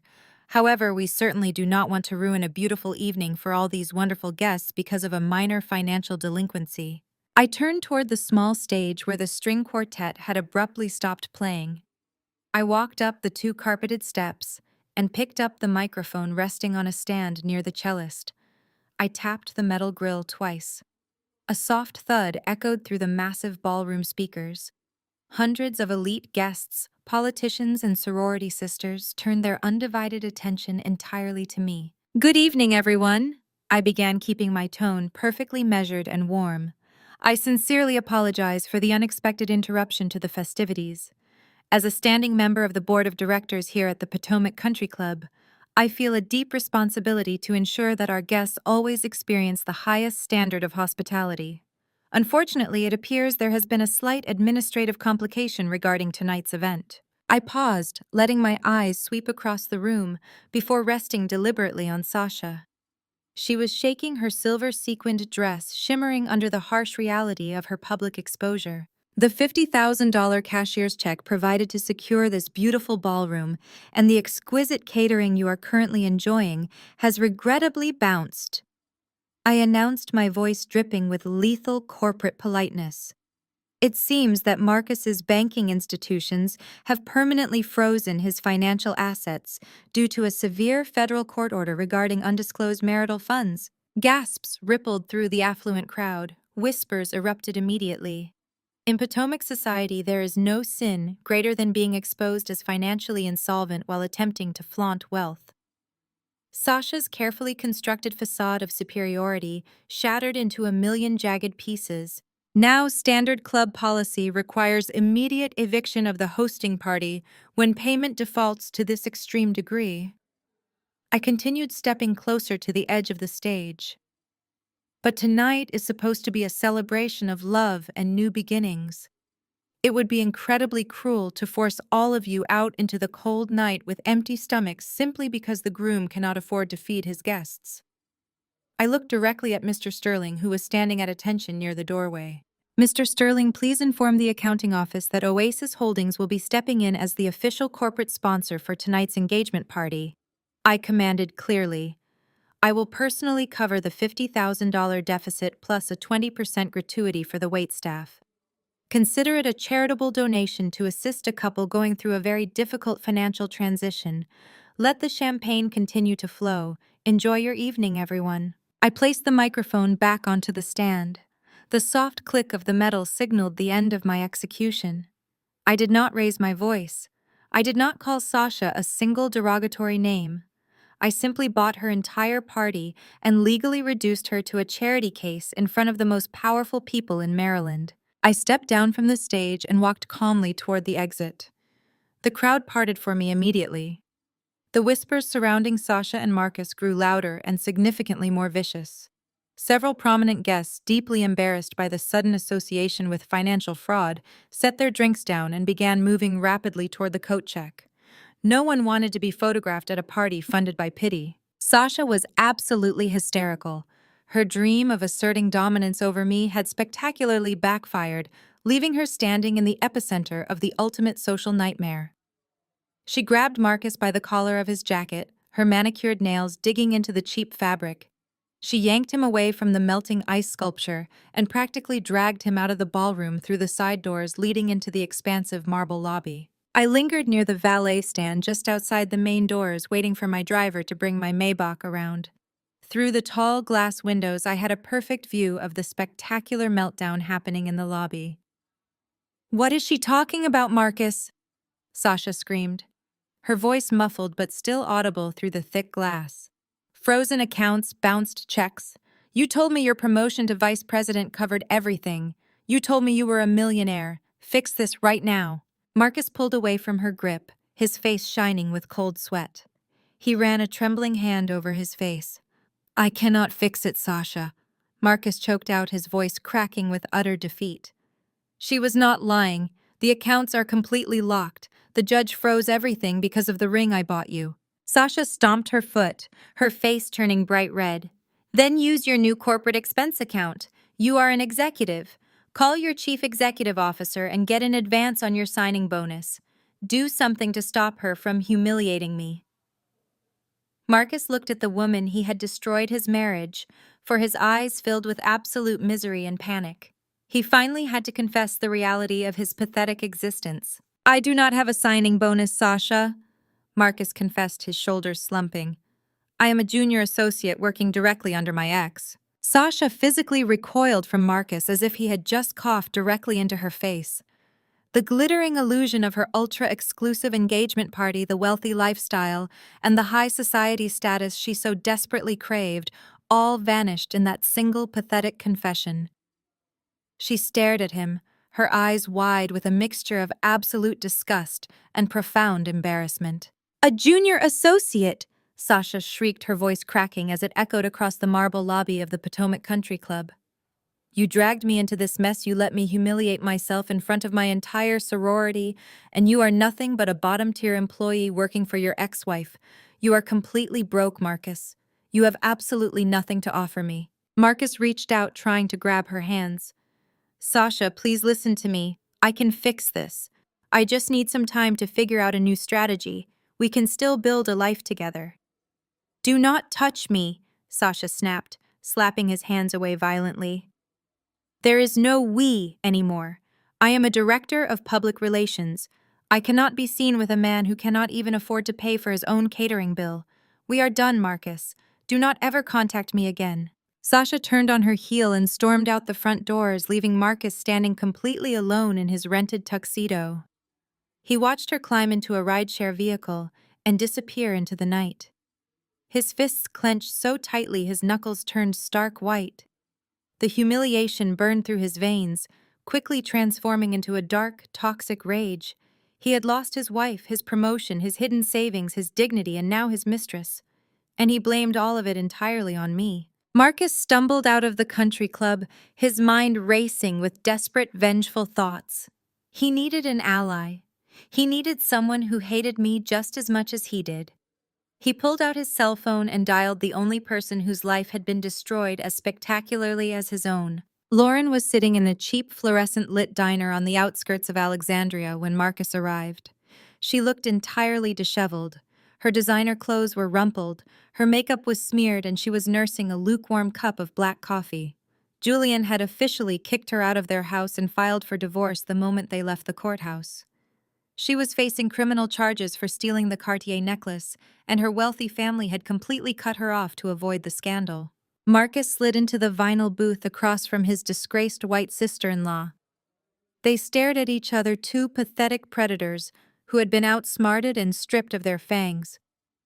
She took everything from me, Lauren hissed, gripping her coffee mug until her fingers shook. My husband, my home, my reputation. I have absolutely nothing left because of that woman. Then we take everything from her, Marcus growled, leaning across the sticky table. We cannot touch her bank accounts, and we cannot beat her lawyers in a courtroom. She has insulated her assets perfectly.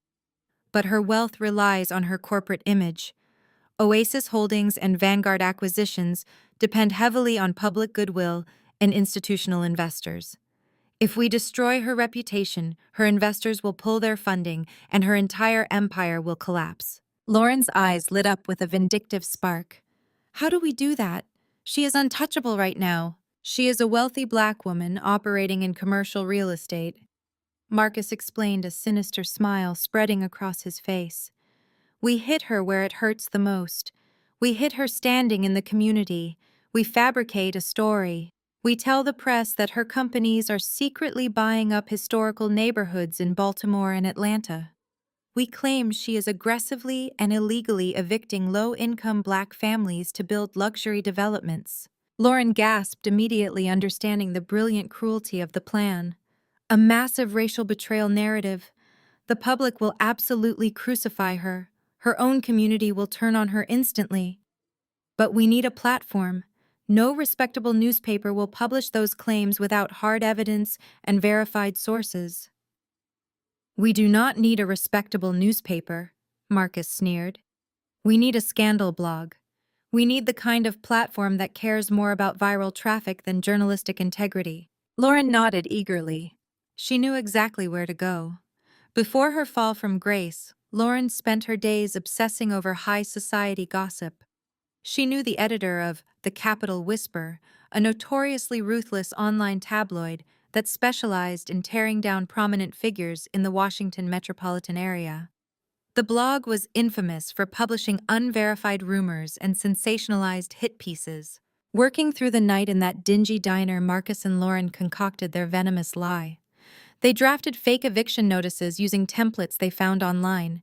They created anonymous email accounts to pose as disgruntled former employees and displaced tenants.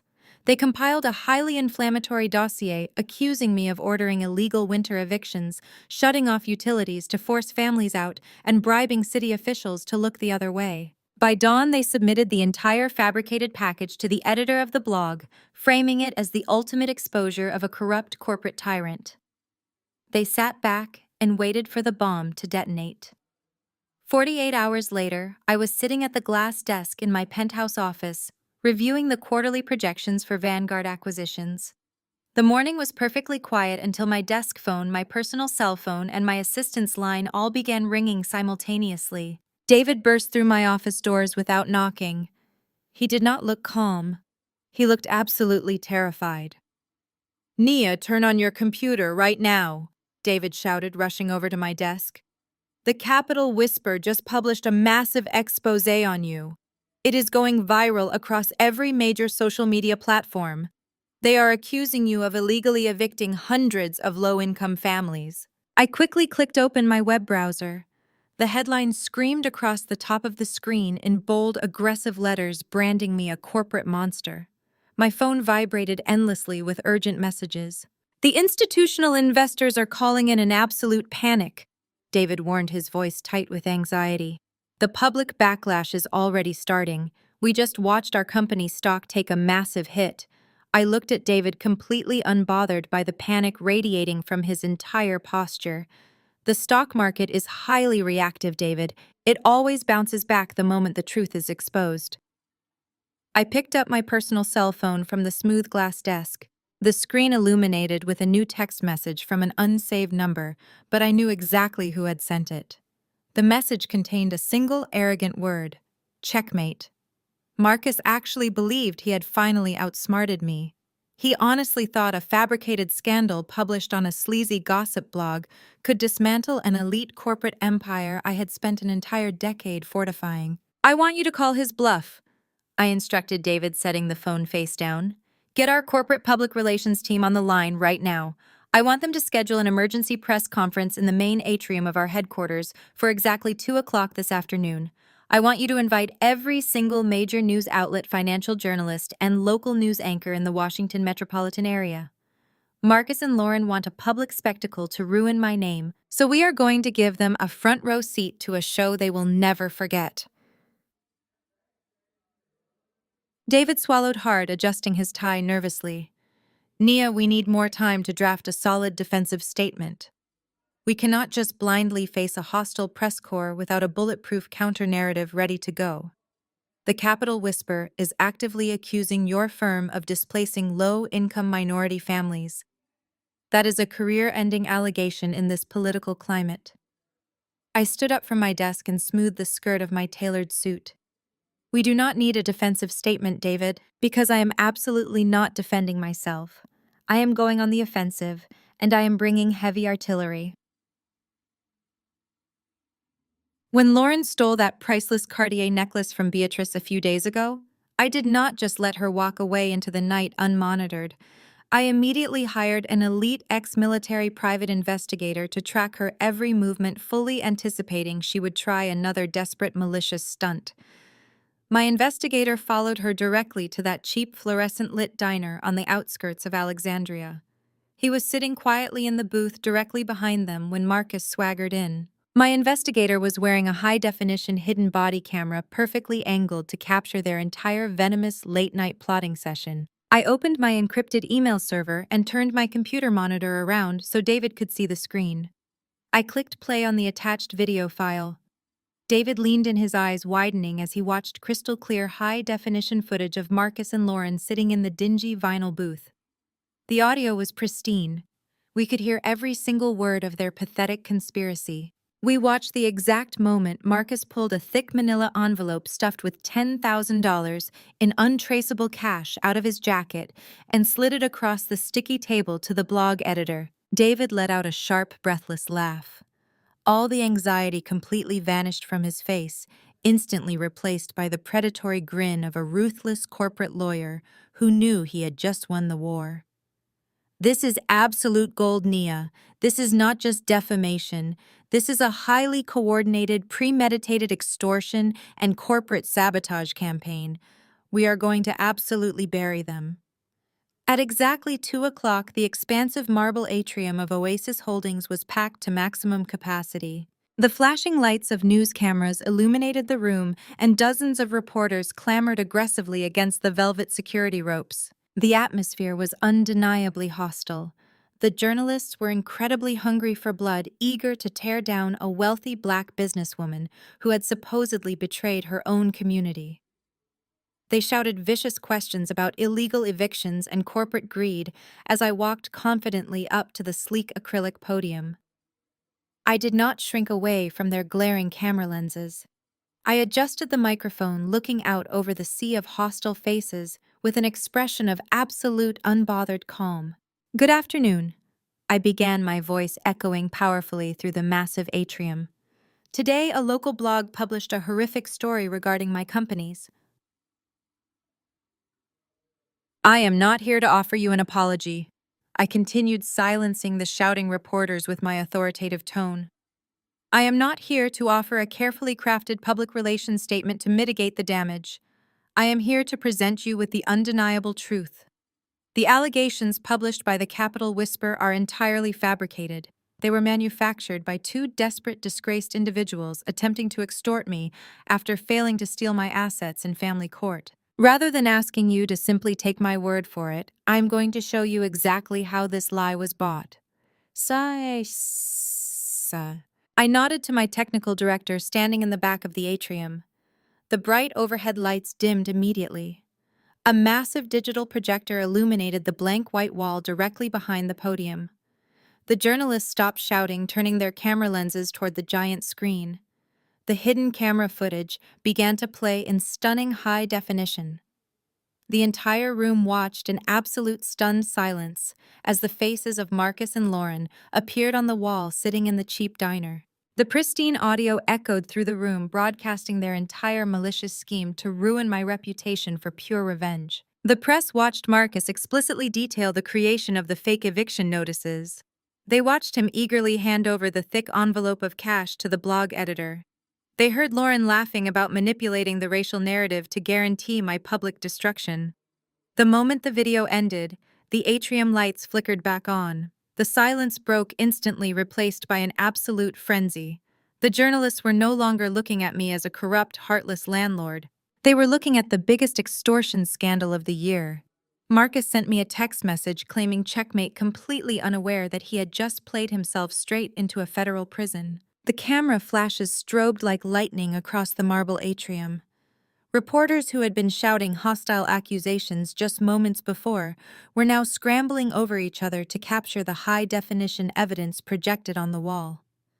The undeniable footage of Marcus and Lauren sliding a thick envelope of untraceable cash across a diner table had completely hijacked the narrative. The room erupted into a chaotic frenzy of new, desperate questions.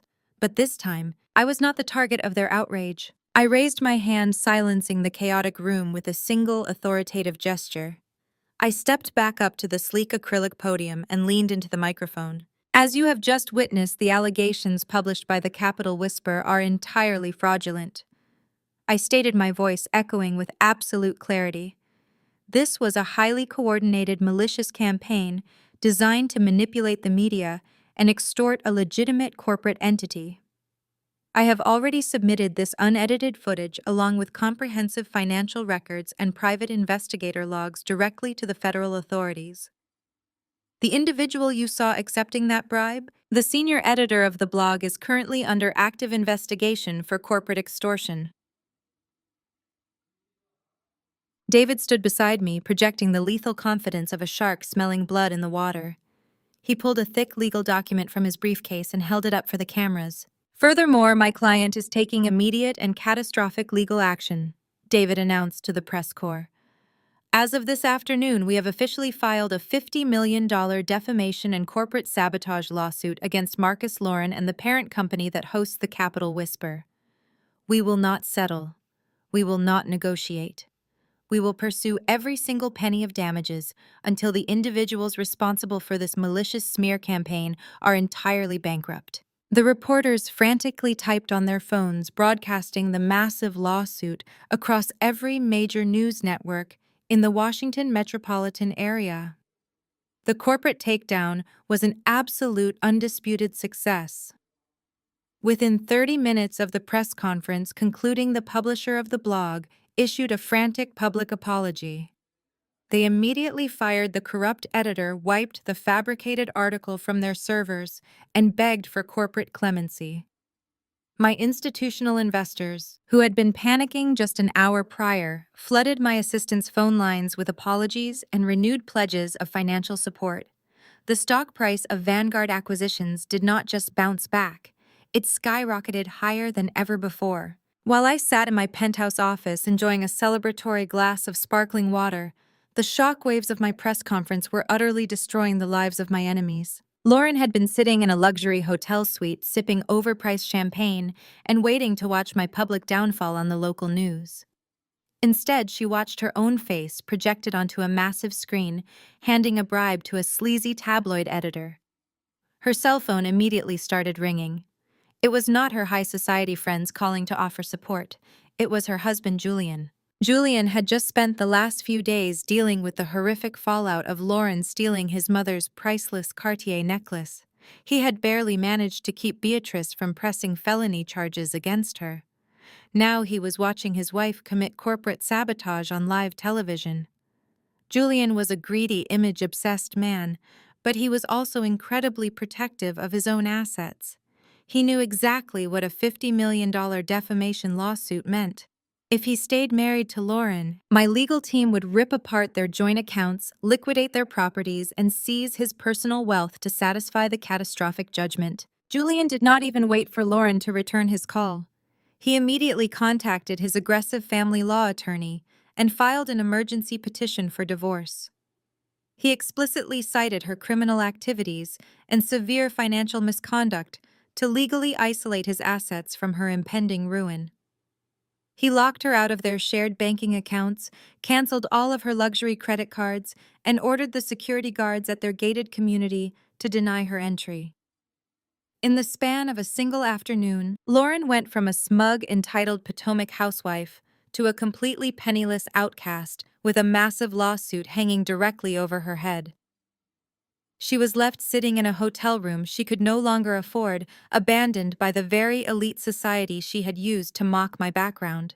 Marcus was facing a much darker, inescapable reality. He was sitting in his cheap, cramped apartment watching the news broadcast on a tiny television screen. He had risked absolutely everything on this final, desperate smear campaign. He honestly believed he could manipulate the public into destroying my empire. Instead, he had handed me the exact evidence I needed to destroy his entire future. As he listened to David announce the $50 million lawsuit, the blood drained from his face. Marcus was not a wealthy man. He was a demoted junior associate drowning in legal fees from his failed family court stunt. He knew he could never afford to pay a multi-million-dollar judgment, but he also knew exactly how the legal system worked. He stared at the television screen, his breathing becoming shallow and erratic as the horrific realization finally washed over him. When my legal team inevitably won the defamation lawsuit, the judge would not just issue a financial penalty. The court would grant a permanent wage garnishment order. For the rest of his miserable, pathetic life, A massive percentage of every single paycheck he ever earned would be automatically deducted and transferred directly into my corporate accounts. He would never be able to build wealth. He would never be able to buy a luxury home lease, a high-end car, or pretend to be a powerful executive ever again. Every time he went to work, he would essentially be working to pay me. He was permanently trapped in a financial prison of his own making. There was absolutely no escape from the devastating consequences of his terrible actions. He was finished. While Marcus was spiraling into a deep financial abyss, the reality of my $50 million lawsuit was sending shockwaves through the rest of his family. The sheer magnitude of the legal threat meant that my attorneys were legally authorized to scrutinize every single asset connected to Marcus, including properties and accounts tied to his immediate relatives. It did not take long for the panic to reach the ultimate matriarch of the Potomac elite. 2 days after my press conference, my private concierge buzzed my penthouse suite. I was standing by the floor-to-ceiling windows looking out over the sprawling city skyline when the intercom chimed. The concierge informed me that Beatrice was waiting in the lobby. She was crying hysterically and begging to speak with me. I instructed the security desk to send her up. I wanted to look her in the eye. When the private elevator doors slid open directly into my foyer, I barely recognized the woman stepping onto my Italian marble floors. The arrogant, untouchable high society queen was completely gone. Beatrice looked entirely broken. She wore a simple, unpressed coat. Her signature pearls were missing, and her face was stained with mascara. She did not sneer at my background this time. She did not make a single comment about my event-planning hobby. Instead, she took 3 steps into my magnificent living room and immediately collapsed onto her knees. "Nia, please, you have to stop this," Beatrice sobbed, pressing her hands together in a desperate plea. "You have completely destroyed him. Marcus has nothing left. He is going to lose everything and the stress is going to kill me. I am begging you as a mother. Please drop the lawsuit. Show some mercy." I walked slowly toward her, my heels clicking softly against the marble. I looked down at her, feeling absolutely no sympathy. "Get up from my floor, Beatrice," I commanded, my voice flat and completely devoid of emotion. She scrambled to her feet, wiping her face frantically with the back of her hand. She tried to reach out to touch my arm, but I took a deliberate step back. "Nia, we are a Black family," Beatrice pleaded, her voice cracking as she desperately tried to invoke a sense of cultural solidarity. "We have to protect our own. We cannot tear each other down in front of the world like this. What about Black family unity? What about Christian forgiveness? You are a good Christian woman. Please find it in your heart to forgive my son. He made a terrible mistake with Sasha, but he does not deserve to be a financial slave for the rest of his natural life. You have already won. You have all the money. Just let him go." I stared at her, marveling at the absolute hypocrisy flowing from her lips. When I was married to Marcus, she never once cared about family unity. She actively tried to destroy my self-esteem every single day. I walked over to the sleek console table near the window and picked up my smartphone. "You want to talk about family unity and forgiveness, Beatrice?" I asked softly. "You want to pretend that Marcus just made a simple foolish mistake with Sasha?" I tapped the screen and opened a secure audio file I had saved for over 3 years. "Let us take a quick trip down memory lane." I turned the volume all the way up and pressed play. The pristine audio of a phone conversation echoed loudly through my penthouse. It was Beatrice's voice speaking directly to Sasha. The recording was crystal clear. "You need to push harder, Sasha," the recorded Beatrice commanded. "Nia is completely wrong for my son. She has that blue-collar Baltimore mindset. She does not belong in our country club, and she is holding Marcus back from reaching his true executive potential. You are a legacy. You are exactly the kind of woman a future vice president needs. Get him into bed, Sasha. Do whatever it takes to break up this ridiculous marriage, and I promise I will make sure you are welcomed into this family with open arms." I pressed pause. The silence in my penthouse was absolutely deafening. Beatrice stood frozen, the remaining color draining rapidly from her face. Her mouth opened, but she could not form a single syllable. The horrific realization that I had known about her betrayal for years finally hit her. I installed a smart home security system 3 years ago, I explained calmly. It caught your little plotting session when you came over for Sunday dinner and used my home office phone. You engineered the destruction of my marriage because you thought I was poor. You orchestrated my betrayal. Beatrice backed away, shaking her head in pure terror. I picked up a thick legal envelope from the table and held it out to her. She took it with trembling hands, probably hoping it was a settlement agreement. Open it, I instructed. She tore the flap and pulled out the official document. Her eyes scanned the bold text, and she let out a loud, agonizing gasp. This is a 30-day eviction notice, Beatrice choked out, looking at me in sheer panic. Why are you giving me an eviction notice for my luxury condominium? I offered her a slow, chilling smile.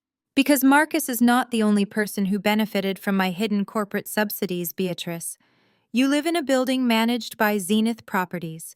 Zenith Properties is a direct subsidiary of Oasis Holdings. I own your building, Beatrice.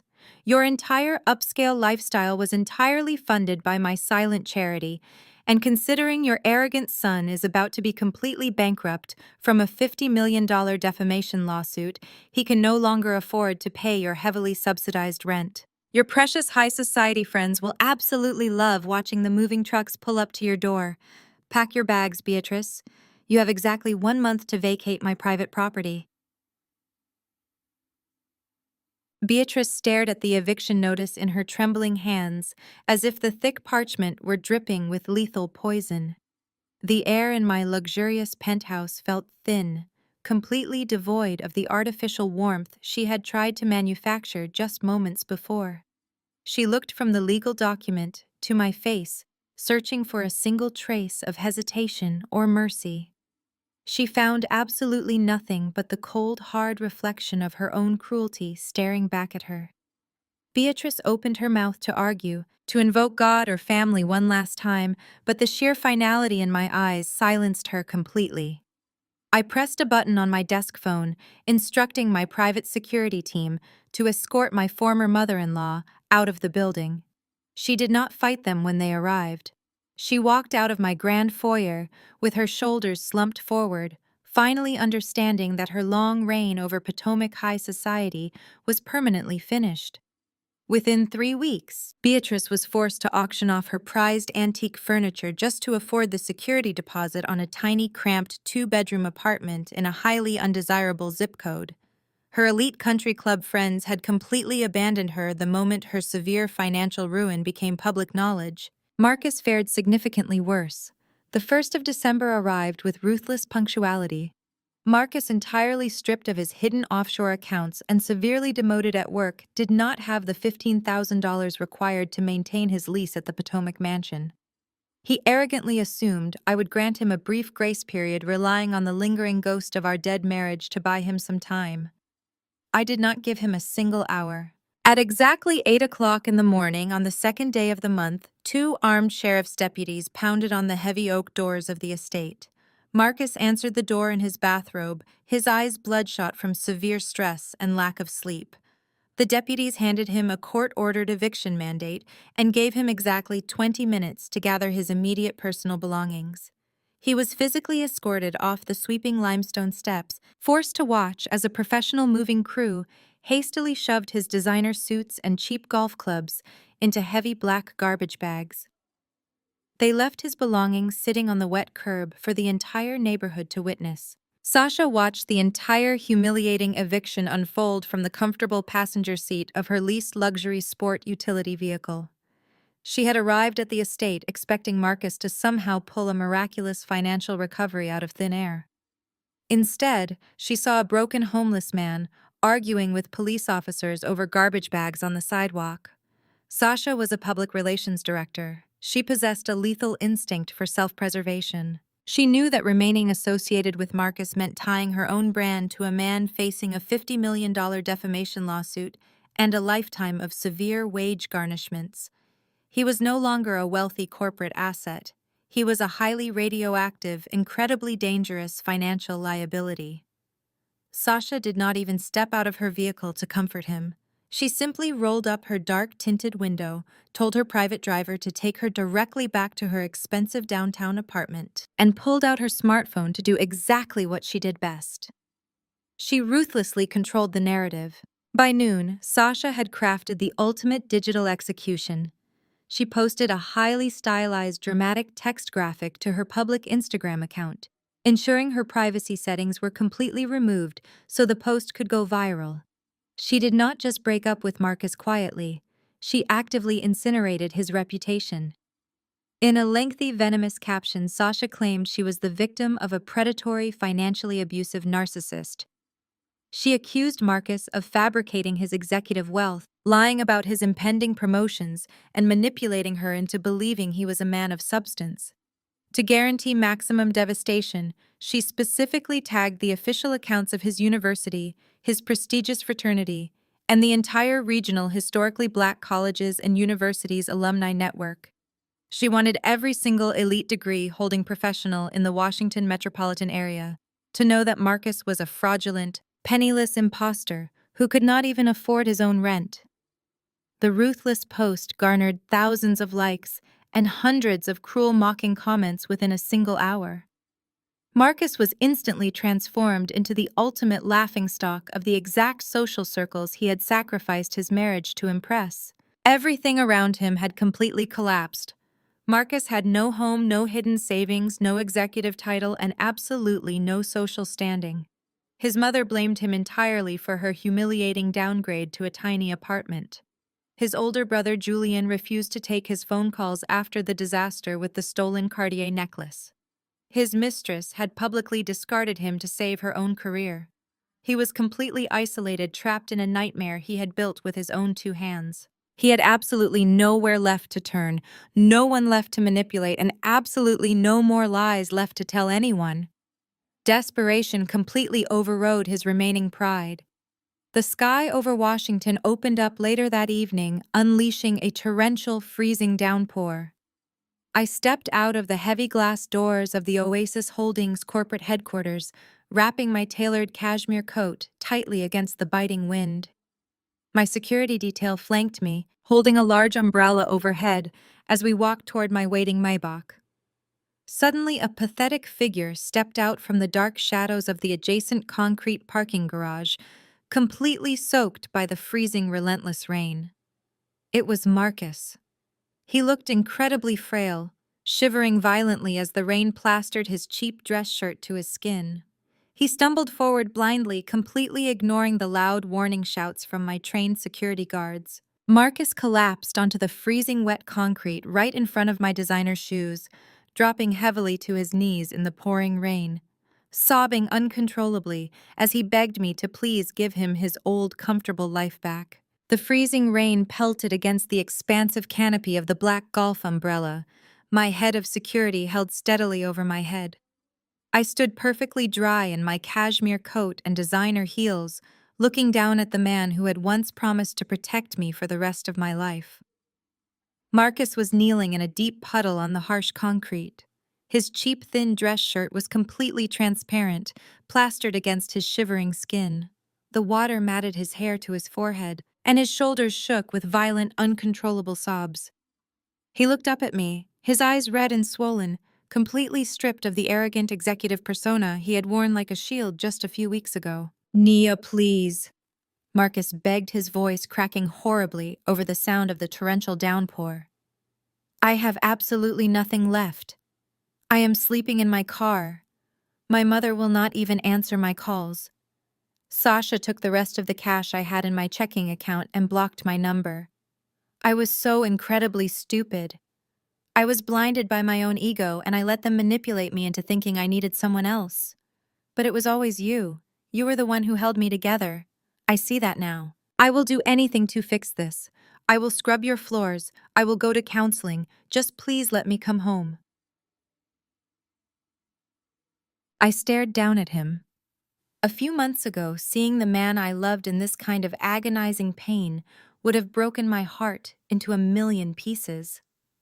I would have rushed forward, dropped to my knees in the puddles beside him, and done everything in my immense power to save him from his own self-destruction. I would have used my wealth, my resources, and my endless well of empathy to piece him back together. But as I looked at Marcus now shivering and weeping on the pavement, I realized something incredibly profound. I felt absolutely nothing. There was no lingering anger burning in my chest. There was no residual sadness pulling at my throat. There was not even a fleeting spark of vindictive joy at seeing my betrayer brought to his absolute lowest point. The space inside me where my love for him used to reside was just completely empty. He was no longer my husband, my partner, or even my enemy. He was just a pathetic stranger kneeling in the rain, suffering the direct, unavoidable consequences of his own malicious choices. "You cannot come home, Marcus," I said, my voice perfectly level and devoid of any emotional weight. "Because you do not have a home anymore. You burned it down to impress a woman who abandoned you the second your credit card declined." Marcus reached out his trembling, wet fingers, stopping just inches from the hem of my coat. My security guard immediately stepped forward, placing a firm hand on his holstered weapon, but I simply raised a single finger to signal him to stand down. Marcus was not a threat. He was barely a ghost. "I can change," Marcus sobbed, wiping the mixture of freezing rain and tears from his face. "I swear to God, Nia, I can be the man you actually deserve. Just give me one more chance to prove I can provide for you. I know I can rebuild my career. I just need a small loan to get back on my feet. Just a few $1,000s to get a decent apartment and buy a new suit for interviews. You have millions. It would mean absolutely nothing to you, but it would save my life." I let out a soft, quiet breath. Even now, completely destroyed and begging on the street, he was still trying to extract resources from me. He still saw me as a bank account to fund his illusions of grandeur. "You are right about one thing," I replied smoothly. "A few $1,000s means absolutely nothing to me, but giving it to you would be a terrible disservice to your personal growth. Your mother always lectured me about the importance of traditional values, hard work, and earning your place in the high society of Potomac. She explicitly told me that a real man provides for himself." I reached into my structured leather tote bag. I bypassed my checkbook, my heavy titanium credit cards, and my thick bundles of corporate acquisition contracts. My fingers found the single folded piece of standard printer paper I had specifically asked my human resources department to prepare earlier that afternoon. I pulled it out and held it out toward him. Marcus looked at the white paper, his red eyes blinking rapidly through the driving rain. He slowly raised his shaking, freezing hand and took it from my grasp. He unfolded it with clumsy fingers, squinting to read the black ink in the dim light of the parking garage street lamps. "What is this?" Marcus whispered, his voice trembling with confusion. "That is a standard employment application," I explained calmly, looking down at his bewildered face. "It is for an entry-level position in the basement mailroom at Oasis Holdings. The starting salary is exactly minimum wage. It offers 0 executive benefits, 0 stock options, and 0 signing bonuses. You will be required to sort packages, deliver parcels to the executive suites, and empty the recycling bins at the end of your shift." Marcus stared at the paper as if it were a physical insult. He looked back up at me, his face twisting in a sudden flash of humiliated disbelief. "You want me to work in a mailroom?" Marcus choked out, his voice cracking. "I have a master's degree in business. I was almost a vice president. You want me to sort your mail for minimum wage?" "Pull yourself up by your bootstraps," I answered. I turned and stepped into my waiting Maybach. My assistant called. "Madam Chairwoman, confirm your gala dress." "Yes," I calmly replied. "Confirm my attendance." 6 months later, the grand ballroom of the Kennedy Center was bathed in warm golden light, humming with the vibrant energy of the city's most influential elite. I stood near the edge of the velvet carpet, holding a crystal flute of vintage champagne, surrounded by people who actually celebrated my success, instead of shrinking from it. I wore a custom emerald green silk gown that swept the floor. Beside me stood Julian. Not Marcus's disgraced brother, but a different Julian, a brilliant venture capitalist I met during a corporate merger 3 months ago. He rested his hand gently on my lower back, offering support without attempting to claim ownership. He was a partner in every sense of the word, a man whose own immense success meant he never felt threatened by mine. David, my fiercely loyal attorney, walked over and clinked his glass against mine. He smiled, looking around the room filled with senators, corporate titans, and legacy families. "You built this room, Naya," David said proudly. "Enjoy tonight. You earned every single second of it." A sharp chime resonated through the sound system, signaling the guests to take their seats. Julian pulled my chair out for me at the center table right next to the mayor of Washington. The evening proceeded with beautiful musical performances and speeches. Finally, the mayor stepped up to the acrylic podium holding a heavy crystal trophy. "This year, the Businesswoman of the Year award goes to a true visionary," the mayor announced, his voice echoing through the massive hall. "She is a leader who not only redefined commercial real estate, but who also demonstrated unparalleled corporate integrity. She shattered glass ceilings, rebuilt broken systems, and empowered an entire generation of entrepreneurs. Please welcome the Chief Executive Officer of Oasis Holdings, Madam Nia." The entire ballroom erupted into a standing ovation. Hundreds of people, the power players of the city, rose to their feet as I walked up the carpeted stairs to the stage. I accepted the heavy crystal award, looking out over the sea of smiling faces. I leaned into the microphone. "We are often taught that success requires compromise," I told the captivated audience. "We are told to quiet our voices, to dim our lights, and to step back so others can feel comfortable. I spent years buying into that dangerous illusion. I thought loyalty meant sacrificing my potential. But true power comes from recognizing your unshakable worth. It comes from walking away from tables where respect is no longer being served and deciding to build your own table instead. Thank you for this incredible honor. The best is yet to come." The applause was deafening. Julian met me at the bottom of the stairs, pulling me into a warm embrace. We spent the next 2 hours celebrating, laughing with true friends, and enjoying the absolute freedom of a life lived authentically. By midnight, the gala began to wind down. Julian retrieved my cashmere wrap from the coat check and draped it over my shoulders. We walked hand in hand through the towering glass doors of the Kennedy Center, stepping out into the cool, crisp night air. The valet stand was bustling with activity as luxury vehicles were brought around for departing guests. I handed my ticket to the attendant at the podium. We stood near the curb chatting quietly about our upcoming vacation to the Amalfi Coast. A few minutes later, the unmistakable sleek black frame of my custom Maybach glided smoothly up the circular driveway. The car came to a gentle stop right in front of us. The valet driver quickly turned off the engine and pushed the heavy door open. He stepped out onto the pavement wearing a cheap, ill-fitting red uniform jacket and a stiff black bow tie. He kept his head bowed, clearly exhausted from sprinting back and forth across the massive parking garage all night. "Your vehicle is ready, ma'am," the valet mumbled, holding the door open with a white-gloved hand. I stepped forward, reaching into my emerald clutch to pull out a tip. As I approached the open door, the valet finally looked up to make eye contact.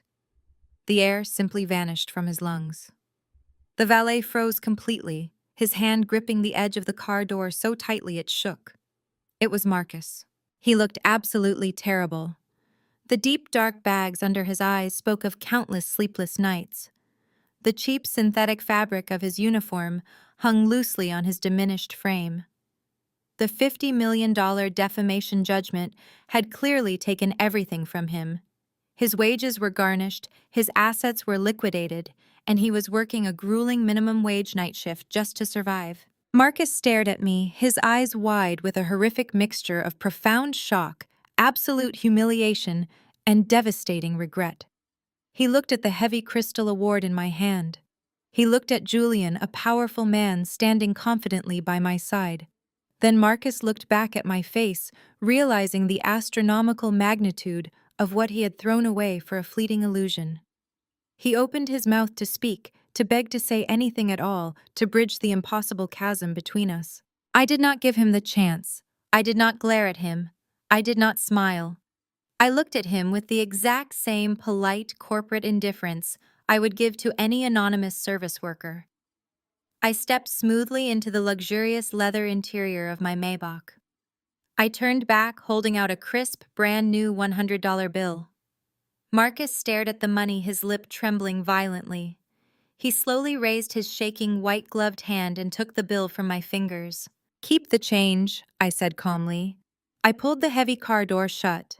The loud, definitive click of the locking mechanism severed the final tie between us.